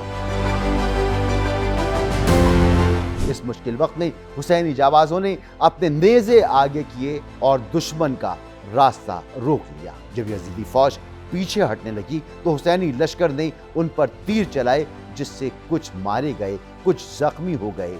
जंग की शिद्दत देखकर हुर ने इमाम हुसैन अलैहिस्सलाम से मैदान में जाने की इजाजत मांगी। मद्दे मुकाबिल को पलक झपकते में जमीन पर गिरा दिया और कत्ल कर दिया। इसके बाद इनफिरादी मुकाबलों में यजीदी फौज को मुसलसल नुकसान हो रहा था। तभी तमाम लश्कर में फरमान जारी कर दिया गया कि कोई शख्स मुबारिस तलबी के लिए मैदान में ना निकले, यानी अकेले अकेले मुकाबला ना किया जाए। फिर यजीदी फौज ने दरियाए फरात की तरफ से हुसैनी जमात पर हमला किया। इमाम हुसैन अलैहिस्सलाम के छोटे से लश्कर के बाएं हिस्से यानी मैसरा ने बड़ी बहादुरी और साबित कदमी से दुश्मन का सामना किया, जिससे यजीदी फौज पीछे हटने पर मजबूर हो गई। लेकिन जब मार्के का गर्दो गुबार छटा तो देखा कि मुस्लिम बिन औसजा जमीन पर जख्मी हालत में पड़े हैं। करबला में इमाम हुसैन अलैहिस्सलाम के साथियों में सबसे पहले मुस्लिम बिन औसजा को शहादत का दर्जा नसीब हुआ। उनके बाद अब्दुल्ला बिन उमैर ने दिलेराना जंग की और शहीद हुए। और फिर बरैर बिन खजीर हमदानी ने दुश्मन के खिलाफ लड़ते हुए अपनी जान कुर्बान कर दी। ये तारीख का एक हैरत अंगेज वाकया है कि 30,000 फौज के मुकाबले में 72 या ज्यादा से ज्यादा 100 या 150 अफराद हों, और वो भी 3 दिन के प्यासे 30,000 के यजीदी लश्कर के सामने डटे रहे। फिर यजीदी लश्कर ने 500 तीर अंदाजों के साथ भरपूर हमला किया, लेकिन अंसारे हुसैन अलैहिस्सलाम ने तीर बरसती इस आंधी को चीरते हुए तलवारों के साथ दुश्मन पर धावा बोल दिया। ये जोहर से 1 घंटे कबल का वाकया है और तारीख में हमला-ए ऊला के नाम से याद रखा जाता है। असहाबे हुसैन ने फिर दुश्मन को शिकस्त दी और फौज को पसपा किया, मगर हमले का नतीजा खुद जमात हुसैनी के लिए बहुत दर्द अंगेज साबित हुआ। अंसारे हुसैन अलैहिस्सलाम में से 50 दर्जाए शहादत पर फाइज हुए। इसके अलावा जितने घोड़े असहाबे हुसैन की सवारी में थे वो सब भी खत्म कर दिए गए। लश्कर हुसैन अलैहिस्सलाम को अब पैदल ही मैदान में लड़ना था। अब लश्कर मुखालिफ को जुर्रत हुई कि वो ख़याम हुसैनी का रुख करे। इतने में ज़ुहैर बिन कैन ने 10 बहादुर साथियों को लेकर हमला किया, दुश्मन को पीछे धकेला। शिमर का एक खास आदमी जहन्नुम वासिल हुआ। इसके बाद ये जंगी सिलसिला जारी रहा। दुश्मन के सिपाही भी हलाक होते रहे और असहाबे हुसैन भी जान देते रहे। जोहर का वक्त आन पहुंचा। इमाम हुसैन अलैहिस्सलाम ने फरमाया, इनसे कहो कुछ देर के लिए जंग रोक दें ताकि हम नमाज अदा कर सकें। मगर दुश्मन ने न सिर्फ जंग रोकने से इनकार किया बल्कि नमाज की इजाजत मांगने पर तानो तमस्खुर किया। हसीन बिन तमीम ने गुस्ताखी से कहा, तुम्हारी नमाज तो कबूल ही नहीं होती। ये अल्फाज सुनकर हबीब इब्ने मज़ाहिर का दिल तड़प उठा। वो आगे बढ़े और हसीन की जानिब लपके। हसीन बिन तमीम ने हबीब पर हमला किया, मगर हबीब के जवाबी वार ने उसे जमीन पर गिरा दिया। उसके साथ ही बामुश्किल उसे बचाकर पीछे ले गए। इसके बाद हबीब ने सख्त जंग की।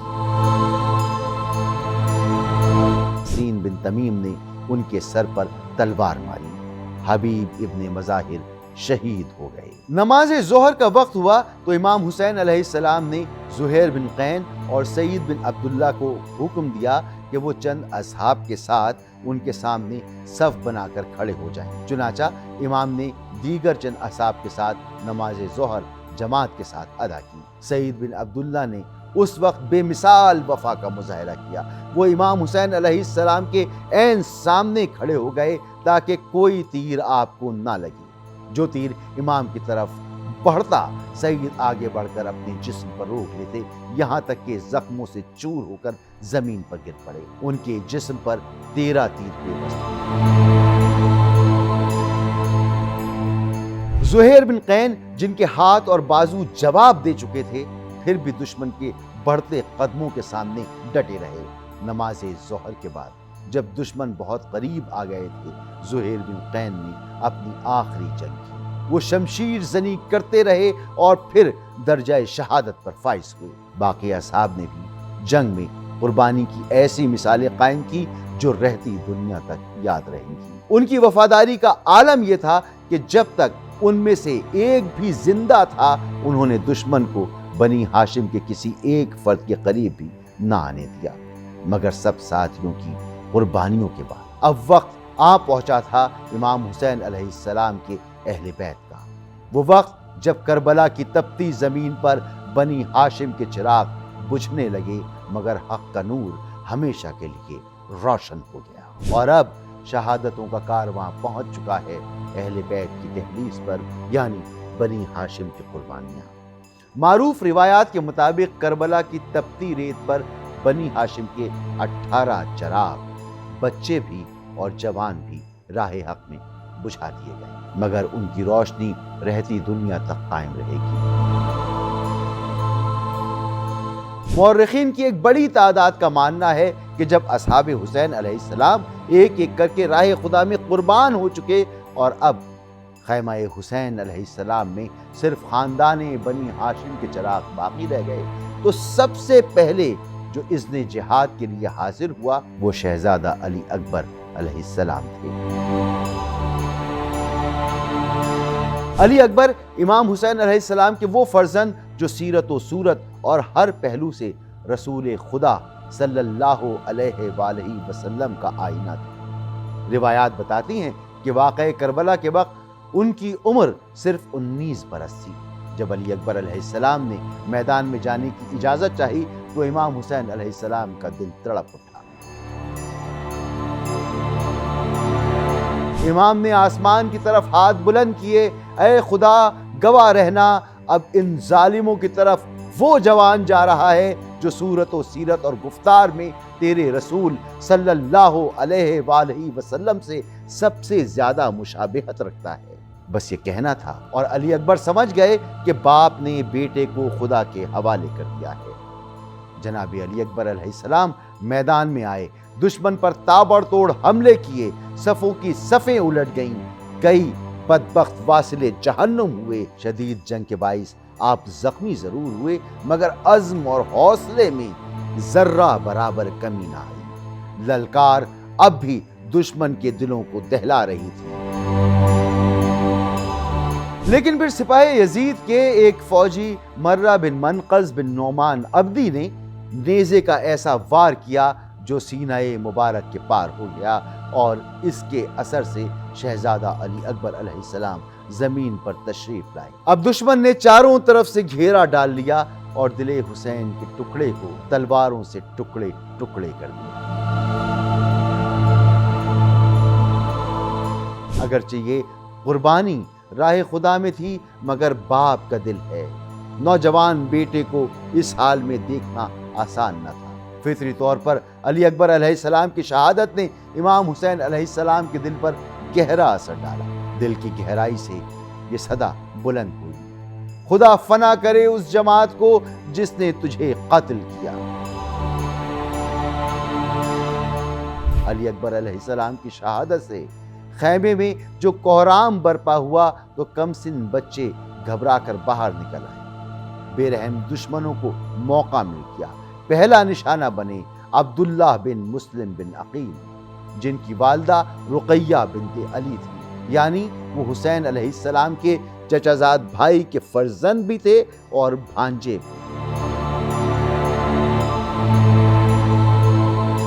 ایک تیر نے ان کے ہاتھ اور پیشانی پر چھید کیا، دوسرا تیر ان کے سینے میں لگا اور عبداللہ خاک اور خون میں لت پت ہو کر شہادت پا گئے۔ اگلے لمحے محمد بن مسلم بن عقیل بھی شہید ہو گئے۔ جعفر بن عقیل نے تلوار اٹھائی اور بہادری سے لڑے، مگر شہادت مقدر بن چکی تھی۔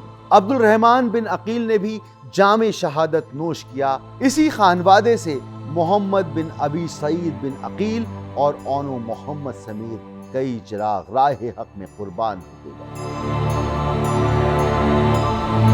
اور پھر شہادتوں کی فہرست میں شامل ہونے والے تھے امام حسن علیہ السلام کے جگر گوشے شہزادہ قاسم علیہ السلام، محض 13 یا 14 برس کے نوجوان۔ حسن و جمال کا یہ عالم تھا کہ دشمن کی صفوں سے آواز آئی، لگتا ہے چاند کا ٹکڑا ہمارے سامنے آ گیا ہے۔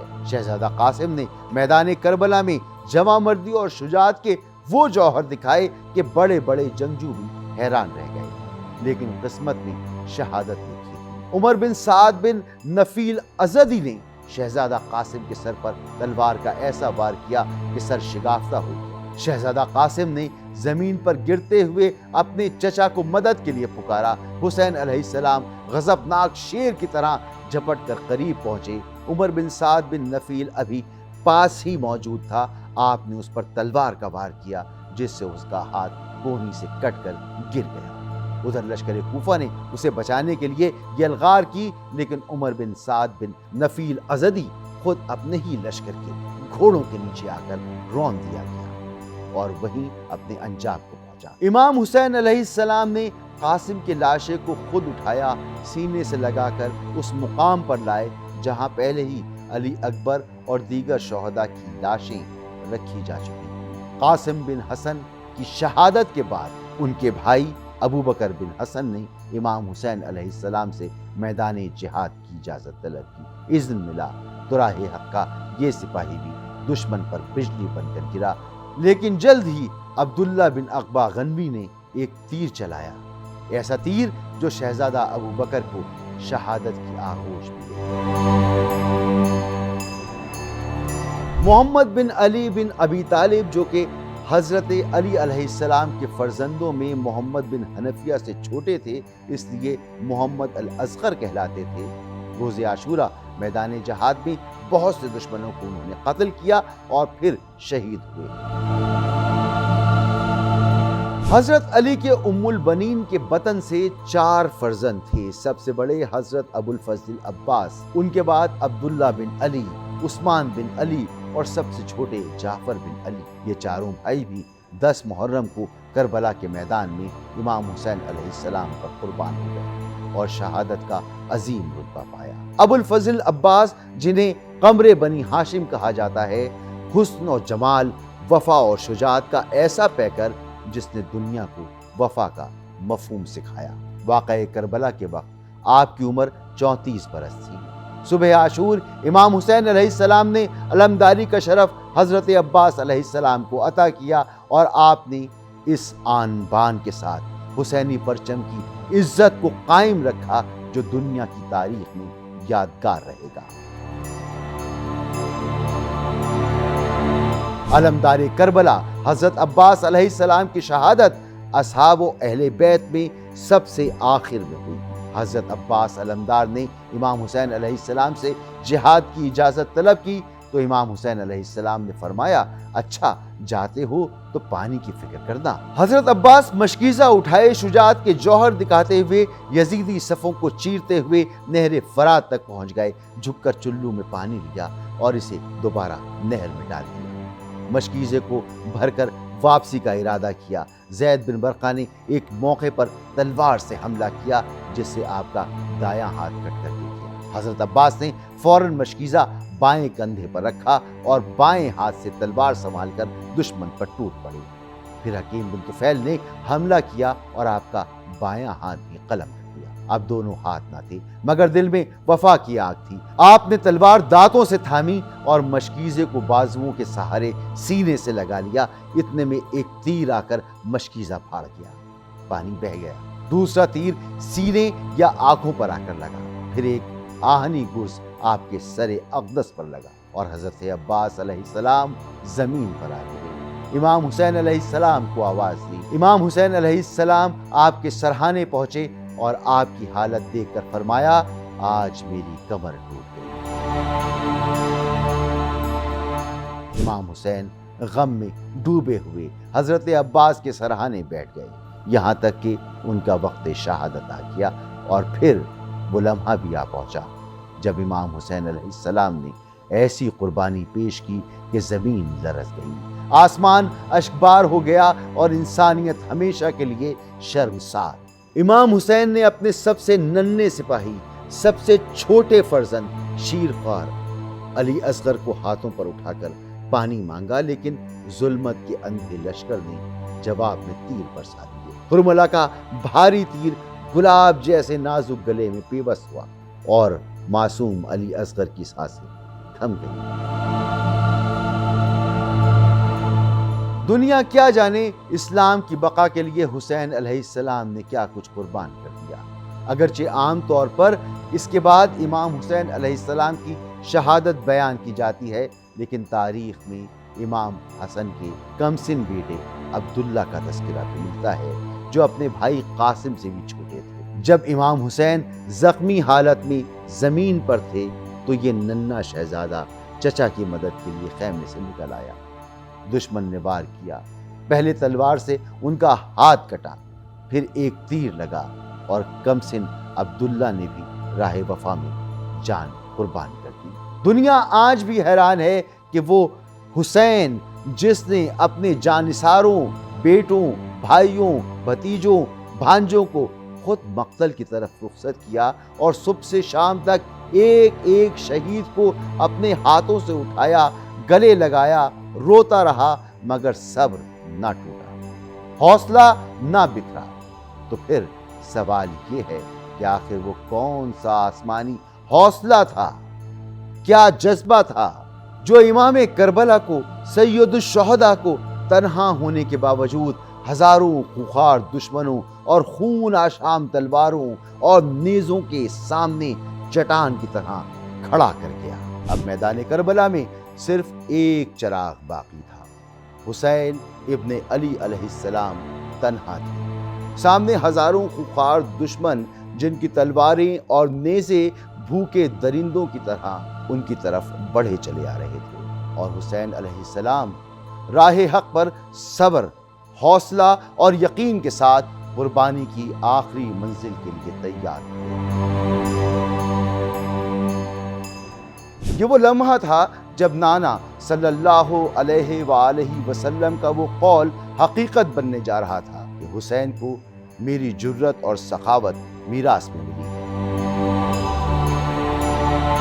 سخاوت کے کئی مظاہرے دنیا دیکھ چکی تھی، مگر اب وقت تھا جرت کے عملی اظہار کا، ایسی جرت جو کبھی باطل کے سامنے سر نہیں جھکاتی اور تاریخ کا رخ موڑ دیتی ہے۔ آپ رخصت ہونے کے لیے خیمے میں آئے، ایک بوسیدہ یمنی چادر کو کئی جگہ سے چاک کر کے اپنے لباس کے نیچے پہن لیا، شاید اس لیے کہ جب شہادت کے بعد آپ کا لباس لوٹا جائے تو یہ بوسیدہ کپڑا جسم پر پردہ رہ جائے۔ اس کے بعد میدان کربلا کی طرف چلے، جہاں کربلا کی خاک تاریخ کا سب سے دلخراش باب لکھنے کے لیے تیار تھی۔ تاریخ گواہ ہے کہ جب حسین علیہ السلام دل شکستہ، غم زدہ، پیاس کی شدت سے نڈھال تنہا تلوار لے کر میدان میں اترے تو زمانے نے شجاعت کا وہ منظر دیکھا جس نے ماضی کے تمام دلیران حق کی داستانوں کو پس پردہ ڈال دیا۔ یہ غیر مساوی جنگ ظاہری طور پر اب اپنے انجام کے قریب تھی۔ آخر ایک تنہا مرد حق کب تک ہزاروں کے لشکر کا سامنا کر سکتا تھا؟ مگر آپ علیہ السلام نے دشمنوں کے دل میں ایسی دھاک بٹھا دی تھی کہ کوئی بھی آپ کے سامنے آنے کی جرت نہ کر سکا۔ یزیدی لشکر کی اس بوکھلاہٹ کو دیکھ کر شمر نے بلند آواز سے فوج کو للکارا، نئی ترتیب دی، سواروں کو، پیادوں کو پیچھے کھڑا کر دیا، پھر تیر اندازوں کو حکم دیا کہ وہ بارش کی طرح تیر برسائیں۔ تیر اتنی شدت سے برسائے گئے کہ آپ کا جسم مبارک تیروں سے بھر گیا۔ پھر یزیدی فوج ہر سمت سے امام حسین علیہ السلام پر ٹوٹ پڑی۔ تیروں، تلواروں اور نیزوں کا ایسا طوفان برپا ہوا کہ امام حسین علیہ السلام کا وفادار گھوڑا بھی زخمی ہو گیا۔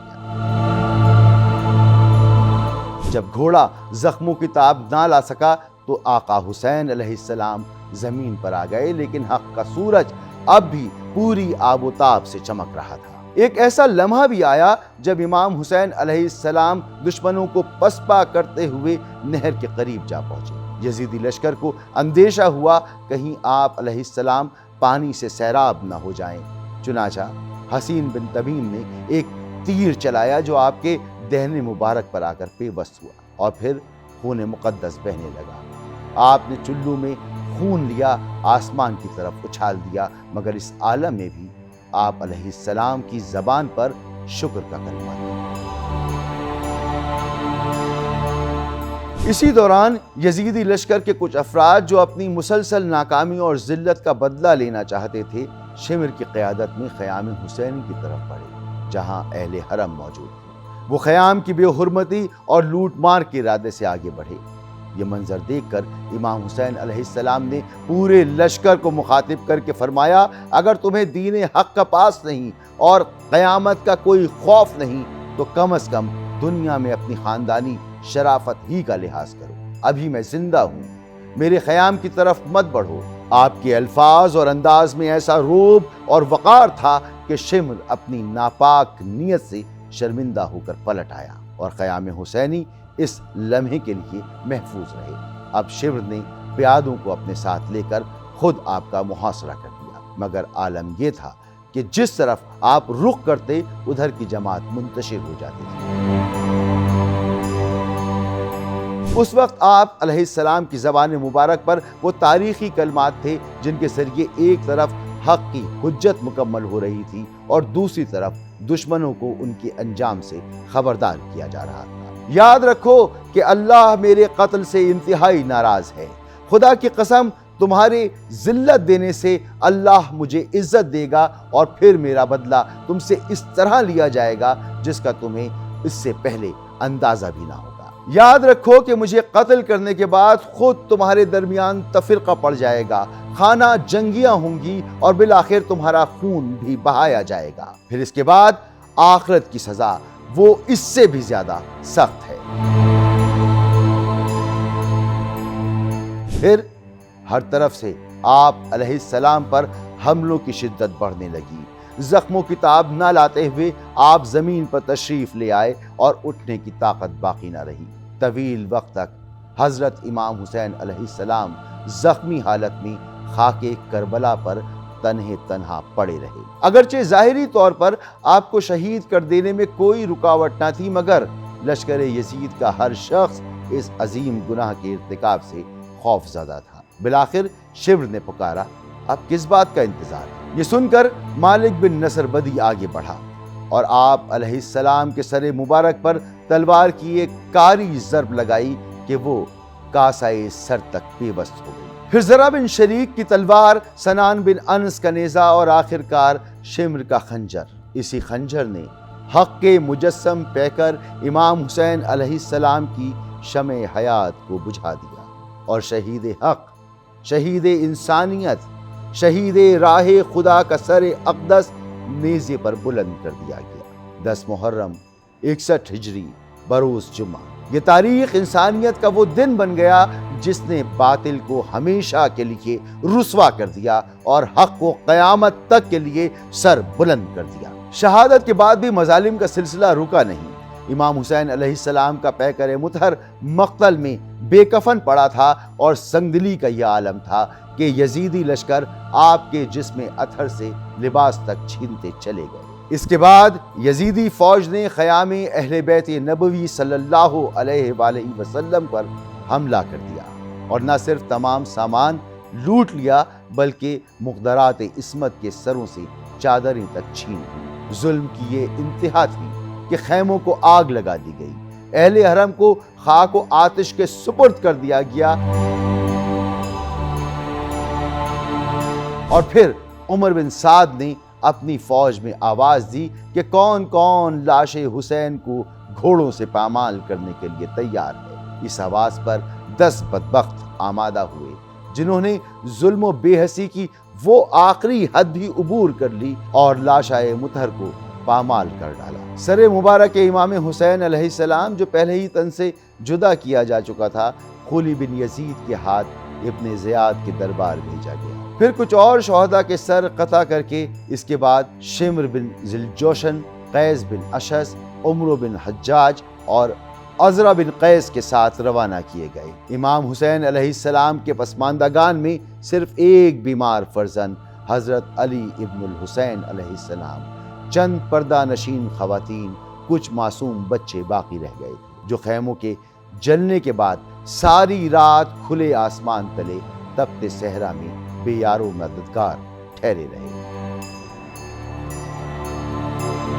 11 محرم کو عمر بن سعد نے اپنی فوج کے مارے گئے سپاہیوں کی لاشیں جمع کی، ان کا جنازہ پڑھا اور دفنا دیا، مگر راہ خدا کے شہداء جن میں امام حسین علیہ السلام اور ان کے جانثار اصحاب اور بنی ہاشم کے افراد شامل تھے، ان کی پاکیزہ لاشوں کو بے گور و کفن کربلا کی تپتی ریت پر یوں ہی چھوڑ دیا گیا۔ شام کے وقت آل رسول صلی اللہ علیہ وآلہ وسلم کی مظلوم خواتین، بچوں اور بیمار امام زین العابدین علیہ السلام کو قیدی بنا کر کوفہ روانہ کیا گیا، جبکہ شہداء کے سروں کو نیزوں پر بلند کر کے ساتھ لے جایا گیا، جن کی تعداد 72 تھی۔ جب یزیدی لشکر کربلا سے روانہ ہو چکا تو قبیلہ بنی اسد جو مقام غاصریہ میں آباد تھا میدان کربلا میں آیا اور شہداء کربلا کے لاشائے بے سر کو نہایت عقیدت اور احترام سے دفن کیا۔ اب ایک اور مارکہ باقی تھا، ایسا مارکہ جو تلواروں سے نہیں، صبر، حوصلے اور کلام کی طاقت سے لڑا جانا تھا۔ اب یہ جنگ سنبھالی اسیران کربلا نے۔ اہل بیت رسول صلی اللہ علیہ وآلہ وسلم کا زخموں سے چور قافلہ کوفہ میں داخل ہوا۔ آگے آگے نیزوں پر شہداء کے سر بلند تھے اور ان کے پیچھے تھے سرائے آل محمد صلی اللہ علیہ وآلہ وسلم۔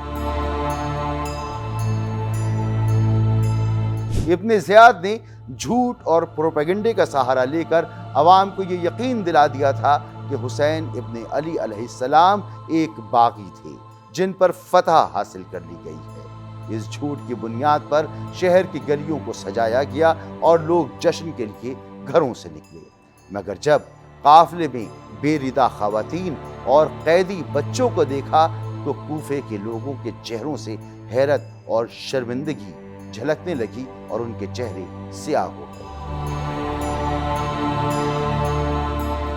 جب یہ حقیقت آشکار ہوئی کہ یہ رسول خدا صلی اللہ علیہ وآلہ وسلم کے نواسے کا خانوادہ ہے تو چہروں سے رنگ اڑ گئے۔ پورا کوفہ غم و پشیمانی میں ڈوب گیا اور ہر آنکھ اشکبار ہو گئی۔ ایسے میں سیدہ زینب سلام اللہ علیہا کی یہ الفاظ کہ اے اہل کوفہ تم روتے ہو، خدا کرے تمہارے آنسوؤں کو تھمنا نصیب نہ ہو۔ تم نے سمجھنے کی کوشش بھی نہ کی کہ کس طرح تم نے رسول خدا صلی اللہ علیہ وآلہ وسلم کے جگر کو چاک کیا، ان کے محترم اہل حرم کو بے پردہ کیا اور ان کی ہتک حرمت کی۔ یہ الفاظ سننے والوں کے دل و دماغ پر بجلی بن کر گرنا شروع ہو گئے۔ پھر امام زین العابدین علیہ السلام نے بھی ذوف اور ناتوانی کے باعث تھرائی ہوئی آواز میں کہا کہ تم ہی نے تو ہمارا خون بہایا، اب تمہاری عورتیں ہمارے حال پر رو رہی ہیں، ہمارا اور تمہارا فیصلہ خدا کے سپرد ہے۔ جب قافلہ اہل بیت کو ابن زیاد کے دربار میں پیش کیا گیا تو اس ظالم نے اہل بیت کا دل دکھانے کے لیے امام حسین علیہ السلام کے دندان مبارک پر بے ادبی سے چھڑی مارنا شروع کی۔ یہ منظر دیکھ کر صحابی رسول صلی اللہ علیہ وآلہ وسلم زید بن ارقم رضی اللہ کے صبر کا بندھن ٹوٹ گیا۔ وہ پکار اٹھے، اے ابن زیاد، یہ وہ لب و دندان ہیں جن کے رسول خدا صلی اللہ علیہ وآلہ وسلم بوسے لیا کرتے تھے، مگر ابن زیاد کو نہ رسول خدا صلی اللہ علیہ وآلہ وسلم کی حرمت کا پاس تھا، نہ آل رسول صلی اللہ علیہ وآلہ وسلم کی عزت کا خیال۔ اس نے اہل بیت علیہ السلام کی توہین کی، ناپاک جسارت کی، لیکن جناب سیدہ زینب سلام اللہ علیہا نے وہاں بھی اپنی شجاعت اور فصاحت سے ابن زیاد کو لاجواب کر دیا۔ اگلے دن ابن زیاد کے حکم پر مظلوم کربلا امام حسین علیہ السلام کا سر مبارک نیزے پر بلند کر کے کوفہ کے کوچاؤ بازار میں گھمایا گیا۔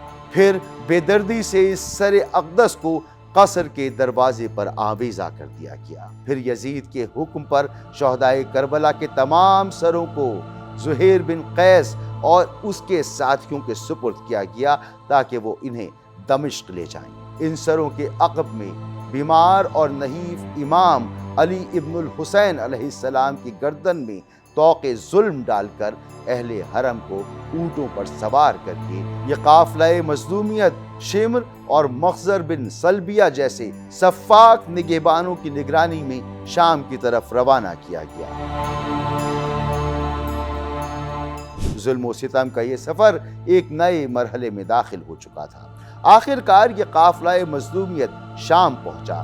دربار میں یزید اپنی جھوٹی فتح کی خوشیاں منا رہا تھا، لیکن جیسے ہی جناب زینب سلام اللہ علیہا نے بولنا شروع کیا، دربار کی فضا بدلنے لگی۔ اے یزید، کیا تو یہ سمجھتا ہے چونکہ تو نے ہمیں ہر طرف سے گھیر لیا، زمین و آسمان کے تمام راستے ہم پر بند کر دیے اور ہمیں قیدی بنا کر اپنے دربار میں لے آیا، تو اس سے خدا کے نزدیک بھی ہم حقیر اور تو باعزت قرار پا گیا؟ دربار میں ایک سناٹا چھا گیا۔ یزید جو فتح کا غرور لیے بیٹھا تھا، اب ان الفاظ کے سامنے بے بس نظر آنے لگا۔ جناب سیدہ زینب سلام اللہ علیہا نے فرمایا، کیا تیرے خیال میں تیری کامیابی اس بات کی دلیل ہے کہ تو خدا کا پسندیدہ بندہ ہے؟ اسی غلط فہمی میں تو اپنی سلطنت اور طاقت کو دیکھ کر خوش ہو رہا ہے۔ تجھے لگ رہا ہے کہ دنیا تیرے قبضے میں ہے، سب کچھ تیرے حکم پر چل رہا ہے۔ پھر جناب زینب سلام اللہ علیہا نے قرآن کی وہ آیات تلاوت کی جو ہر ظالم کے لیے ایک اعلان تنبیہ ہے۔ کافر لوگ یہ گمان نہ کریں کہ ہم انہیں جو مہلت دے رہے ہیں وہ ان کے لیے بہتر ہے، ہم تو انہیں صرف اس لیے مہلت دے رہے ہیں تاکہ یہ لوگ اپنے گناہوں میں اور اضافہ کر لیں، اور آخر کار ان کے لیے ذلیل کرنے والا عذاب ہوگا۔ جناب سیدہ زینب نے یزید کی جھوٹی دینداری، دوغلی پالیسی اور کھلی منافقت پر ایسی کاری ضرب لگائی کہ دربار میں سناٹا چھا گیا۔ آپ نے للکار کر سوال اٹھایا، کیا یہی ہے تیری اسلامی غیرت و حمیت کہ تو اپنی عورتوں بلکہ کنیزوں کے لیے بھی پردے کا اہتمام کرے اور رسول خدا صلی اللہ علیہ وآلہ وسلم کی نواسیوں کو بے پردہ قید کر کے بازاروں اور درباروں میں گھماتا پھرے؟ جناب سیدہ زینب سلام اللہ علیہا نے نہ صرف یزید کی زباں درازی کا جواب دیا بلکہ اس کے انجام کا ایسا آئینہ دکھایا کہ اس کی رگ و پے میں لرزہ دوڑ گیا۔ آپ نے فرمایا، کاش تیرے ہاتھ شل اور زبان گنگ ہوتی اور تو نے جو کچھ کہا اور کیا وہ نہ کہا اور نہ کیا ہوتا۔ سیدہ زینب سلام اللہ علیہا نے صرف یزید کو ہی نہیں بلکہ اس کے درباریوں، حامیوں اور ساتھ دینے والوں کو بھی بے نقاب کیا۔ آپ نے فرمایا، ان لوگوں کو بھی جنہوں نے تیرے افعال کی تائید کی ہے اور تیرا ساتھ دے کر تجھے مسلمانوں کی گردنوں پر مسلط کر رکھا ہے، وہ بھی جلد جان لیں گے کہ اللہ ظالموں کو کیسا بدترین انجام دیتا ہے۔ یزید سمجھ رہا تھا کہ وہ کربلا کے بعد فتح یاب ہو چکا ہے، لیکن دربار شام میں جناب سیدہ زینب سلام اللہ علیہا نے اس کی نام نہاد کامیابی کو اس کے منہ پر شکست کی داستان بنا کر سنا دی۔ اے یزید، تو جتنی کوشش کر سکتا ہے کر لے، اپنی پوری طاقت لگا دے، اپنے تمام وسائل بروئے کار لے آ، لیکن سن لے، خدا کی قسم تو ہمارے ذکر کو اور ہماری زندگی کو فنا نہیں کر سکتا اور نہ ہمارے اصلی مقصد کو تو پہنچ سکتا ہے۔ اس خون کا ہر دھبا تیرے دامن پر قیامت تک باقی رہے گا اور تو کبھی اس کو دھو نہیں سکتا۔ جب یزید نے بھی وہی گستاخی دہرائی جو کوفہ میں ابن زیاد نے کی تھی، یعنی چھڑی سے امام حسین علیہ السلام کے لب و دندان مبارک کی بے حرمتی کی، تو دربار میں موجود صحابی رسول صلی اللہ علیہ وآلہ وسلم ابو برزہ اسلمی رضی اللہ بےتاب ہو کر کھڑے ہو گئے۔